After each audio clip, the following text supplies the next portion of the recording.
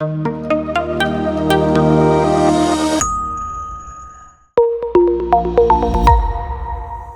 നമ്മുടെ ഇന്നത്തെ session learn with learn wise ആണ്. അതായത് നമ്മുടെ സിലബസ് ഡീകോഡിംഗ് ആണ്. നമ്മുടെ ഫസ്റ്റ് ഇയർ സിലബസ് ആണ് നമ്മൾ കുറച്ചും കൂടി ഫോക്കസ് ചെയ്തിട്ട് പറയുന്നുണ്ടായിരിക്കും.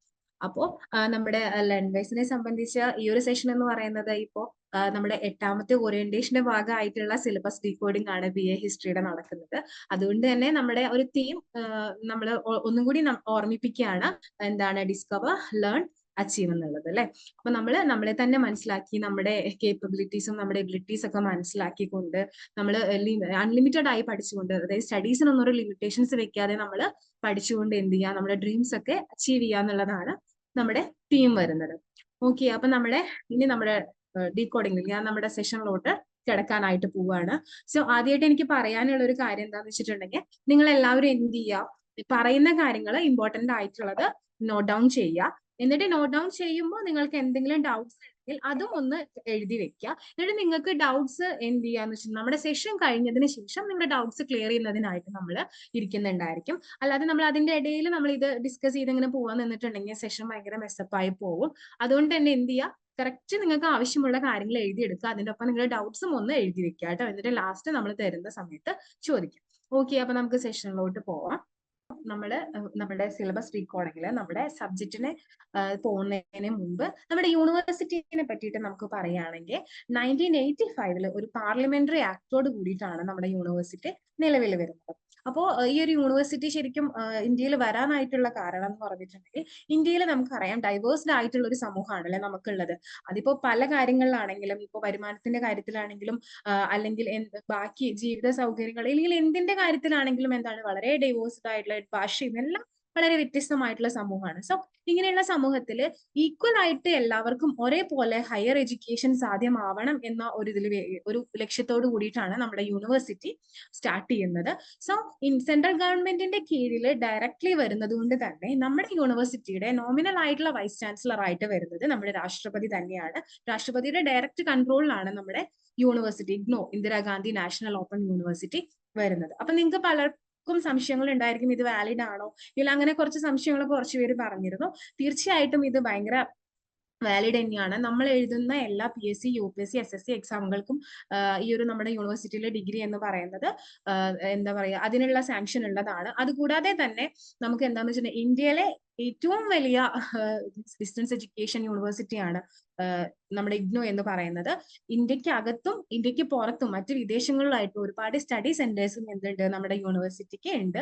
അതുകൊണ്ട് തന്നെ പുറത്തുള്ള ആളുകളാണെങ്കിൽ പോലും അവിടെ എന്ത് ചെയ്യാനായിട്ട് പറ്റും, നമുക്ക് എക്സാം എഴുതാനായിട്ടുള്ള സെന്റേഴ്സ് ഉണ്ട്. നമുക്ക് അവിടെ ഇരുന്നുകൊണ്ട് നമ്മുടെ നാട്ടിലുള്ള ഒരു യൂണിവേഴ്സിറ്റിയിൽ നിന്ന് നമുക്കൊരു ഡിഗ്രിയോ PGയോ മറ്റേതെങ്കിലും ഡിപ്ലോമ കോഴ്സുകളോ നേടാനായിട്ട് സാധിക്കുന്നതാണ് കേട്ടോ. സോ നമ്മൾ ഇവിടെ ചൂസ് ചെയ്തിരിക്കുന്ന സബ്ജക്ട് എന്ന് പറയുന്നത് BA ഹിസ്റ്ററി ആണ്. സോ ഇപ്പോഴത്തെ ഒരു ഇപ്പോഴത്തെ ഒരു അമെന്റ്മെന്റിൽ, അതായത് നമ്മുടെ യൂണിവേഴ്സിറ്റീസിലൊക്കെ 4-year ഡിഗ്രി കോഴ്സ് കൊണ്ടുവന്നിട്ടുണ്ടായിരുന്നു. സോ അതിന്റെ ഭാഗമായിട്ട് എന്താണ്, നമ്മുടെ യൂണിവേഴ്സിറ്റിയിലും 2 തരത്തിലുള്ള നമുക്ക് ഡിഗ്രി എടുക്കാനായിട്ട് പറ്റുന്നുണ്ട്. ഫസ്റ്റ് വന്നെന്ന് പറഞ്ഞാൽ 3 years ഡിഗ്രി ഉണ്ട്. അതേപോലെ തന്നെ നമുക്ക് എന്താണ് 4 years ഡിഗ്രി നമുക്ക് അവൈലബിൾ ആയിട്ടുണ്ട്. സോ ഇതില് നമ്മുടെ ലേണേഴ്സിൽ നിങ്ങൾ രണ്ടും ചൂസ് ചെയ്തവരുണ്ട്. 3 year ചൂസ് ചെയ്തവരുണ്ട്, അതേപോലെ തന്നെ 4 year ചൂസ് ചെയ്തവരുണ്ട്. നമ്മൾ ഇതിന് രണ്ടിന്റെയും ഡീറ്റെയിൽസ് പറയുന്നതായിരിക്കും. സോ ആവശ്യമായിട്ടുള്ള കാര്യങ്ങൾ നോട്ട് ചെയ്യുക കേട്ടോ. അപ്പൊ നമ്മൾ ആദ്യം പറയാൻ പോകുന്നത് നമ്മുടെ 3 year ചൂസ് ചെയ്തിട്ടുള്ള ആളുകളാണ്. അവരുടെ കോഴ്സ് കോഡ് അല്ലെങ്കിൽ പ്രോഗ്രാം കോഡ് വരുന്നത് എന്താണെന്ന് വെച്ചിട്ടുണ്ടെങ്കിൽ BA ഹിസ്റ്ററി ഹോണേഴ്സ് എന്നാണ്. അതായത് BAHIH എന്നുള്ള ആ ഒരു നെയിമിലാണ് കോഴ്സ് വരുന്നത് കേട്ടോ. ദെൻ 4 year കോഴ്സ് ആവുമ്പോൾ നമുക്ക് വരുന്നത് BAFHI എന്നുള്ള പ്രോഗ്രാം കോഡിലാണ് നമ്മുടെ 4 year കോഴ്സ് വരുന്നത്. ഓക്കെ, ദെൻ ഈ ഒരു BA ഹിസ്റ്ററി ഹോണേഴ്സ് എന്ന് പറയുന്നത് അല്ലെങ്കിൽ 3 year കോഴ്സ് ഓഫർ ചെയ്യുന്നത് സ്കൂൾ ഓഫ് സോഷ്യൽ സയൻസസും സ്കൂൾ ഓഫ് ഹ്യൂമാനിറ്റീസും കൂടി കമ്പൈൻ ചെയ്തുകൊണ്ടാണ്. ഇവര് അതായത് നമ്മൾ IGNOUവിന്റെ കീഴിൽ ഒരുപാട് സ്കൂൾസ് ഉണ്ട്. ഈ പറഞ്ഞ school of social sciences, school of humanities, school of science, അങ്ങനെ ഒരുപാട് സ്ട്രീംസ് വരുന്നുണ്ട്. അപ്പൊ അവർ തന്നെയാണ് നമ്മുടെ 4 year കോഴ്സും എന്ത് ചെയ്യുന്നത്, നമുക്ക് ഓഫർ ചെയ്യുന്നത്. സോ ഈ ഒരു എന്താ പറയാ പ്രോഗ്രാമിനെ ഡിഫറെന്റ് കോഴ്സുകളായിട്ടാണ് ഡിവൈഡ് ചെയ്തിട്ടുള്ളത്. അതായത് വളരെ സിമ്പിൾ ആയിട്ട് പറയുകയാണെങ്കിൽ, നമ്മൾ പഠിക്കുന്ന ആ ഒരു കോഴ്സിൽ, നമ്മുടെ ഭാഷയിൽ അതാണല്ലേ കോഴ്സ്, നമ്മുടെ കോഴ്സ് എന്ന് പറയുന്നത് എന്താണ്, BA ഹിസ്റ്ററി ആണ്. BA ഹിസ്റ്ററിയിൽ നമുക്ക് അത് നമ്മുടെ പ്രോഗ്രാം എന്നാണ് നമ്മുടെ ഇഗ്നോയിൽ പറയുന്നത്. സോ നമ്മുടെ പ്രോഗ്രാമിൽ ഒരുപാട് കോഴ്സുകൾ ഉണ്ട്. അതായത് നമ്മൾ പഠിക്കുന്ന ഓരോ പേപ്പറുകളെയാണ് നമ്മൾ എന്ത് പറയുന്നത്, കോഴ്സ് എന്ന് പറയുന്നത്. ആ കോഴ്സുകളാണ് നമുക്ക് അങ്ങനെ ഒരു സെറ്റ് ഓഫ് കോഴ്സുകൾ അടങ്ങുന്ന ഒരു പ്രോഗ്രാം ആയിട്ടാണ് BA ഹിസ്റ്ററി ഹോണേഴ്സ് അറേഞ്ച് ചെയ്തിട്ടുള്ളത്. ഇതേപോലെ തന്നെയാണ് 4-ഇയർ കോഴ്സും നമ്മൾ അറേഞ്ച് ചെയ്തിട്ടുള്ളത് കേട്ടോ. സോ നമ്മുടെ ഈ ഒരു കോഴ്സിൽ അല്ലെങ്കിൽ ആ ഒരു പേപ്പറിൽ എങ്ങനെയാണ് നമുക്ക് കാണാനായിട്ട് സാധിക്കുന്നുണ്ടാവുക, പേപ്പർ ഒരു സബ്ജക്റ്റ്, ആ സബ്ജക്റ്റിൽ ബ്ലോക്സ് ആയിട്ടും യൂണിറ്റ്സ് ആയിട്ടും എന്ത് ചെയ്തിട്ടുണ്ട്, ഡിവൈഡ് ചെയ്തിട്ടുണ്ട്. ഓക്കെ, ദെൻ നമ്മളതിനെ ഇവാലുവേറ്റ് ചെയ്യുന്നത് ഇവിടെ എന്തിലാണ്, ക്രെഡിറ്റിലാണ്. ക്രെഡിറ്റ് എന്ന് പറയുന്നത് നിങ്ങൾ ചിന്തിച്ച് വളരെ ഇതാക്കുക, എന്താണ് ക്രെഡിറ്റ്, അങ്ങനെയൊന്നും വിചാരിക്കേണ്ട കാര്യമില്ല. ഞാൻ പഠിച്ചത് മാർക്സിസ്റ്റ് ആണല്ലോ എന്നൊന്നും വിചാരിക്കേണ്ട. ക്രെഡിറ്റ് എന്ന് പറയുന്നത് എന്താണെന്ന് വെച്ചിട്ടുണ്ടെങ്കിൽ നമുക്ക് മീൻസ് നമ്മൾ പഠിക്കുന്ന ഒരു സമയത്തെയാണ്, അല്ലെങ്കിൽ നമ്മൾ യൂണിവേഴ്സിറ്റിയുടെ ഒരു കണ്ണിൽ നോക്കുമ്പോൾ നമ്മൾക്ക് പഠിക്കാൻ എടുക്കുന്ന സമയത്തെയാണ് നമുക്ക് ക്രെഡിറ്റ് ആയിട്ട്, അല്ലെങ്കിൽ നമുക്ക് എന്തായിട്ട് തരുന്നത്, റിസൾട്ട് ആയിട്ട് തരുന്നത്. സോ ഒരു ക്രെഡിറ്റ് എന്ന് പറയുന്നത് യൂണിവേഴ്സിറ്റിയുടെ കണ്ണിൽ എന്താണ്, 30 hours സ്റ്റഡിയാണ്. നമ്മൾ 30 മണിക്കൂർ നമ്മൾ പഠിക്കുമ്പോൾ നമുക്ക് എന്ത് ചെയ്യുന്നു, ഒരു ക്രെഡിറ്റ് കിട്ടുന്നില്ലെങ്കിൽ നമ്മൾ 30 മണിക്കൂർ പഠിക്കുന്നതിന് യൂണിവേഴ്സിറ്റി ഒരു ക്രെഡിറ്റ് നൽകി നമുക്ക് എന്ത് ചെയ്യുന്നു, തരുന്നു എന്നുള്ളതാണ്. സോ ഇത് കൺഫ്യൂസ്ഡ് ഒന്നും ആവണ്ട, നമുക്ക് എക്സാം എഴുതാൻ വരുന്നത് മാർക്സിൽ തന്നെയാണ്. ക്രെഡിറ്റിലോട്ടുള്ള കൺവേഷനും കാര്യങ്ങളൊക്കെ നമുക്ക് മാർക്ക് ലിസ്റ്റിൽ ഓൾറെഡി മാർക്കായിട്ട് തന്നെയാണ് നമുക്ക് കിട്ടുന്നത് കേട്ടോ. ഓക്കെ, ദെൻ ഈ ഒരു പ്രോഗ്രാമിന്റെ 3-ഇയർ പ്രോഗ്രാമിന്റെ ഒരു ഡ്യൂറേഷൻ എന്ന് മീൻസ് അതിന്റെ ഡ്യൂറേഷൻ 3 year ആണെങ്കിൽ കൂടി എന്താണ്, നമുക്കത് 6 yearsനുള്ളിൽ കംപ്ലീറ്റ് ചെയ്താൽ മതിയാവും. 4-ഇയർ പ്രോഗ്രാമിന്റെ ഒരു ഡ്യൂറേഷൻ നമുക്ക് കൃത്യമായ രീതിയിൽ അപ്ഡേഷൻസ് കിട്ടിയിട്ടില്ല എങ്കിലും 6 years ഇല്ലെങ്കിൽ 7 years എന്നുള്ള രീതിയിലാണ് കണക്ക് വരിക. ഇതിനുള്ള അപ്ഡേഷൻ നമുക്ക് കിട്ടുമ്പോൾ നമ്മൾ അറിയിക്കുന്നതായിരിക്കും കേട്ടോ, എത്രയാണെന്നുള്ളത്. നമുക്ക് അവൈലബിൾ ആയിട്ടുള്ള പ്രോഗ്രാം ഗൈഡിൽ അതിനെ പറ്റിയിട്ട് കാര്യമായിട്ടുള്ള പരാമർശങ്ങളില്ല. ദെൻ നേരത്തെ പറഞ്ഞ പോലെ നമുക്ക് ഓരോ സബ്ജക്ട് എടുത്ത് മീൻസ് നമ്മുടെ പ്രോഗ്രാം സെറ്റ് ചെയ്തിരിക്കുന്നത് എങ്ങനെയാ നോക്കുകയാണെങ്കിൽ പ്രോഗ്രാമിൽ ഓരോ കോഴ്സുകളായിട്ട്. ഇപ്പൊ അതൊരു എക്സാമ്പിൾ വെച്ച് പറയുകയാണെങ്കിൽ നമുക്ക് പഠിക്കാനുള്ള ഒരു കോർ സബ്ജക്റ്റ് ആണ്, ഇതിൽ നമുക്ക് പഠിക്കാനുള്ള ഒരു മെയിൻ പേപ്പർ ആണ് ഹിസ്റ്ററി ഓഫ് ഇന്ത്യ 1 എന്ന് പറയുന്നത്. നമ്മുടെ ഇന്ത്യൻ ചരിത്രം പറയുന്ന ഒരു പേപ്പറാണ്. സോ ആ ഹിസ്റ്ററി ഓഫ് ഇന്ത്യ 1 പേപ്പർ നമുക്ക് നോക്കിയിട്ടുണ്ടെങ്കിൽ കാണാൻ സാധിക്കും, അതിൽ പാഠങ്ങളെ അറേഞ്ച് ചെയ്തിട്ടുള്ള ഒരു സെറ്റ് ഓഫ് യൂണിറ്റ്സിനെ, അല്ലെങ്കിൽ കുറച്ച് ഒരു കാര്യവുമായി ബന്ധപ്പെട്ടിട്ടുള്ള ഒരു യൂണിറ്റ്സിനെ ബ്ലോക്കുകളായിട്ട് അറേഞ്ച് ചെയ്തിട്ടുണ്ട്. ദെൻ ആ ബ്ലോക്കുകൾക്കുള്ള ഓരോ യൂണിറ്റ് ആയിട്ട് നമുക്ക് കാണാം. ഒരു എക്സാമ്പിൾ പറയുകയാണെങ്കിൽ ഹിസ്റ്ററി ഓഫ് ഇന്ത്യ 1 നോക്കിയിട്ടുണ്ടെങ്കിൽ നിങ്ങൾക്ക് കാണാൻ പറ്റും, ഫസ്റ്റത്തെ ബ്ലോക്ക് എന്ന് പറയുന്നത് എന്താണ്, റീകൺസ്ട്രക്ടിങ് ഏൻഷ്യന്റ് ഇന്ത്യൻ ഹിസ്റ്ററി എന്ന് പറയുന്ന ബ്ലോക്ക് ആണ്. ദെൻ അതിന്റെ ഉള്ളിൽ ഫസ്റ്റ് യൂണിറ്റ് എന്ന് പറയുന്നത് എന്താണ്, ഹിസ്റ്ററി ഓഫ് ഏൻഷ്യന്റ് ഇന്ത്യ എന്ന് പറയുന്നത്. സോ ഇങ്ങനെയാണ് നമ്മുടെ പേപ്പേഴ്സ് അറേഞ്ച് ചെയ്തിട്ടുള്ളത് പഠിക്കാനായിട്ട്. ഓക്കെ, സോ നേരത്തെ പറഞ്ഞ സംഭവം തന്നെയാണ് ക്രെഡിറ്റ് എന്ന് പറയുന്നത്. ക്രെഡിറ്റ് എന്ന് പറയുന്നത് എന്താണ്, നമ്മുടെ ഹയർ എഡ്യൂക്കേഷനെ ഇവാലുവേറ്റ് ചെയ്യുന്നതാണ് ക്രെഡിറ്റ്സ് വെച്ചിട്ട്. അത് നമ്മുടെ ഒരു വർക്ക് ലോഡിനനുസരിച്ചിട്ട് നമ്മൾ ഇപ്പോ ക്രെഡിറ്റിൽ നമ്മുടെ പഠനം എന്ന് പറയുന്നത് യൂണിവേഴ്സിറ്റി പറയുന്നത് എന്താണ്, നമ്മൾ ജസ്റ്റ് ബുക്ക് വായിച്ചത് മാത്രമല്ല, നമ്മൾ സ്റ്റഡീസുമായി ബന്ധപ്പെട്ട് നമ്മൾ എന്തൊക്കെ കാര്യം ചെയ്തിട്ടുണ്ടോ അതൊക്കെ നമ്മുടെ സ്റ്റഡി അവേഴ്സിൽ വരുന്നതാണ്. ഇപ്പൊ ലൈക്ക് നമ്മൾ അതുമായി ബന്ധപ്പെട്ട് ഒരു യൂട്യൂബ് ചാനൽ കാണാം, അല്ലെങ്കിൽ സ്റ്റഡി സെന്റേഴ്സ് വെക്കുന്ന കോൺടാക്ട് ക്ലാസ്സിൽ മീൻസ് പോവുക, അങ്ങനെയുള്ള കാര്യങ്ങളൊക്കെ എന്താണ്, ക്രെഡിറ്റിന്റെ ഭാഗമായിട്ട് കൺസിഡർ ചെയ്യുന്നതാണ്. സോ ഇതാണ് ക്രെഡിറ്റ് എന്ന് പറയുന്നത്. ദെൻ BA ഹിസ്റ്ററി ഹോണേഴ്സിലോട്ട് വരുമ്പോൾ നമുക്ക് 3 വർഷങ്ങളിലായിട്ട് 26 കോഴ്സുകളാണുള്ളത്. അതായത് 26 പേപ്പർ നമുക്ക് പഠിക്കണം. ടോട്ടൽ ക്രെഡിറ്റ് എന്ന് പറയുന്നത് 148 ക്രെഡിറ്റ്സ് ആണ് നമുക്ക് വരുന്നത്. ഡ്യൂറേഷൻ 3 വർഷം, അത് മാക്സിമം എന്താണ് 6 years എന്നുള്ള രീതിയിൽ നമ്മൾ കംപ്ലീറ്റ് ചെയ്യേണ്ടതായിട്ടുണ്ട് കേട്ടോ. അപ്പോൾ അതാണ് നമ്മുടെ ഇതിൽ വരുന്നത്. ഇനി 4-ഇയറിലോട്ട് വരുമ്പോൾ, അപ്പൊ 4-ഇയർ എടുത്തവർ ഇത് പ്രത്യേകം നോട്ട് ചെയ്യുക. 4-ഇയറിലോട്ട് വരുമ്പോൾ നമുക്ക് എന്താണ്, നമുക്ക് ടോട്ടലി 160 ക്രെഡിറ്റ്സ് ആണ് വരുന്നത്, 4 വർഷത്തെ ഡ്യൂറേഷൻ. ഫസ്റ്റ് ഇയറിൽ നമുക്ക് 40 ക്രെഡിറ്റ്സും, സെക്കൻഡ് ഇയറിൽ നമുക്ക് 40 ക്രെഡിറ്റ്സും, തേർഡ് ഇയറിൽ നമുക്ക് 40 ക്രെഡിറ്റ്സ് ആണ് വരുന്നത്. സോ ഇനി ഈ 4-ഇയർ കോഴ്സിന് നമുക്കൊരു പ്രത്യേകതയുണ്ട്. നമുക്ക് ഓരോ വർഷം കഴിയുമ്പോഴും നമുക്ക് എന്താണ്, എൻട്രി പോയിന്റ്, എക്സിറ്റ് പോയിന്റ്സ് ഉണ്ട്.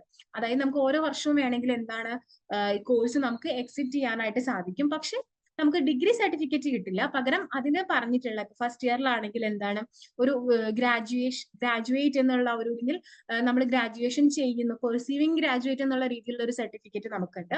സെക്കൻഡ് ഇയറിൽ എത്തുമ്പോൾ നമുക്കൊരു അണ്ടർ ഗ്രാജുവേറ്റ് ഡിപ്ലോമ എന്ന് പറഞ്ഞൊരു സർട്ടിഫിക്കറ്റ് കിട്ടുന്നതാണ്. തേർഡ് ഇയറിൽ നിങ്ങൾക്ക് വേണമെങ്കിൽ ഒരു ഡിഗ്രി മതി, ജസ്റ്റ് ഒരു ഡിസിപ്ലിൻ ഏതെങ്കിലും ഒരു സബ്ജക്റ്റിൽ നിങ്ങൾക്ക് ഒരു ഡിഗ്രി മതി എന്നുണ്ടെങ്കിൽ തേർഡ് ഇയറിൽ നിങ്ങൾക്ക് എന്ത് ചെയ്യാനായിട്ട് പറ്റും, ഈ ഒരു കോഴ്സ് വേണമെങ്കിൽ ലെഫ്റ്റ് ചെയ്യാനായിട്ട് പറ്റും. അപ്പോൾ 120 ക്രെഡിറ്റ്സിലുള്ള അത്രയും പേപ്പേഴ്സ് നമ്മൾ എക്സാം എഴുതിയിട്ട് കയറുക എന്നുള്ളതാണ്, ഇറങ്ങുക എന്നുള്ളതാണ്. അപ്പോൾ അതിൽ നമുക്ക് എന്താണ്, ഒരു ഡിഗ്രി വെച്ചിട്ട് ഇറങ്ങാം. പക്ഷെ നിങ്ങൾക്ക് ഹോണേഴ്സ് കിട്ടണമെങ്കിൽ എന്ത് വേണം? 4 ഇയർ കംപ്ലീറ്റ് ചെയ്തിട്ട് വീണ്ടും ഒരു 40 ക്രെഡിറ്റ്സിനും കൂടിയുള്ള എക്സാം അറ്റൻഡ് ചെയ്തിട്ട് ടോട്ടൽ 160 ക്രെഡിറ്റ്സിലുള്ള എക്സാം നിങ്ങൾ അറ്റൻഡ് ചെയ്തതിന് ശേഷം നമുക്ക് ഒരു ഹോണേഴ്സ് ഡിഗ്രി കിട്ടുള്ളൂ. അതാണ് 4 ഇയറിൽ വരുന്നത്. ഓക്കെ. ഇനി BA ഹോണേഴ്സ് ഹിസ്റ്ററിയിൽ, അതായത് 3 ഇയർ പ്രോഗ്രാമിൽ വരുന്ന സെറ്റ് ഓഫ് കോഴ്സുകൾ ഏതൊക്കെയാണെന്ന് നോക്കുകയാണെങ്കിൽ നമുക്ക് 14 കോർ കോഴ്സ് ആണുള്ളത്. 14 കോർ കോഴ്സ് എന്ന് പറയുന്നത് എന്താണെന്ന് വെച്ചിട്ടുണ്ടെങ്കിൽ 14 ഹിസ്റ്ററി സബ്ജക്റ്റ് ആണ്. നമ്മുടെ മെയിൻ സബ്ജക്റ്റ് ആയിട്ടുള്ള ഹിസ്റ്ററി തന്നെയാണ് നമ്മൾ എന്ത് ചെയ്യുന്നത്, 14 എണ്ണം നമ്മൾ പഠിക്കുന്നത്. അത് ഓരോ സെമ്മിലായിട്ട്, ഇപ്പൊ ഫസ്റ്റ് ഇയറിലാണെങ്കിൽ നമുക്ക് 4 എണ്ണം ഉണ്ട്, സെക്കൻഡ് ഇയറിലാണെങ്കിൽ നമുക്ക് 6 എണ്ണം ഉണ്ട്, തേർഡ് ഇയറിലാണെങ്കിൽ നമുക്ക് വീണ്ടും 4 എണ്ണം. അങ്ങനെ അറേഞ്ച് ചെയ്തിട്ടാണ് നമ്മുടെ അവിടെ പ്യൂർലി നമ്മൾ പഠിക്കുന്നത് എന്താണ്? ഹിസ്റ്ററി മാത്രമാണ്. നെക്സ്റ്റ് വരുന്നത് 4 ഡിസിപ്ലിൻ സ്പെസിഫിക് എലക്ടീവ്സ് ആണ്. മറ്റേതെങ്കിലും ഡിസിപ്ലിനിൽ ബന്ധപ്പെട്ടിട്ടുള്ള എലക്ടീവ്സ്, അല്ലെങ്കിൽ ഇതിൽ തന്നെ ഇന്റർ ഡിസിപ്ലിനർ ആയത് മറ്റു പല ഇപ്പോ like history of China, history of environment, അങ്ങനെ കുറച്ചും കൂടി വ്യത്യസ്തമായ രീതിയിലുള്ള കോഴ്സുകളാണ് അത് വരുന്നത്. അത് നമുക്ക് 24 ക്രെഡിറ്റ്സിനാണ് അറ്റൻഡ് ചെയ്യേണ്ടതായിട്ടുള്ളത്. പിന്നെ 4 ജനറിക് എലക്ടീവ്സ് ഉണ്ട്, 24 ക്രെഡിറ്റ്സിന് വീണ്ടും വരുന്നു. ഈ 4 ജനറിക് എലക്ടീവ്സ് എന്ന് പറയുന്നത് ടോട്ടലി വേറെ സബ്ജക്ട്സ് ആയിരിക്കും. സോഷ്യോളജി ആയിരിക്കാം, പൊളിറ്റിക്കൽ സയൻസ് ആയിരിക്കാം, അല്ലെങ്കിൽ കുറച്ചും കൂടി ജെൻഡർ സ്റ്റഡീസ് ആയിരിക്കാം. അങ്ങനെ വേറെ മറ്റ് വിഷയങ്ങളുമായി ബന്ധപ്പെട്ട് നമുക്ക് ചൂസ് ചെയ്ത് പഠിക്കാൻ പറ്റുന്ന എലക്ടീവ്സ് ആണ് അത് വരുന്നത്. അവിടെ നമുക്ക് ചൂസ് ചെയ്യാനായിട്ട് പറ്റും കേട്ടോ 3 ഇയർ കോഴ്സിൽ.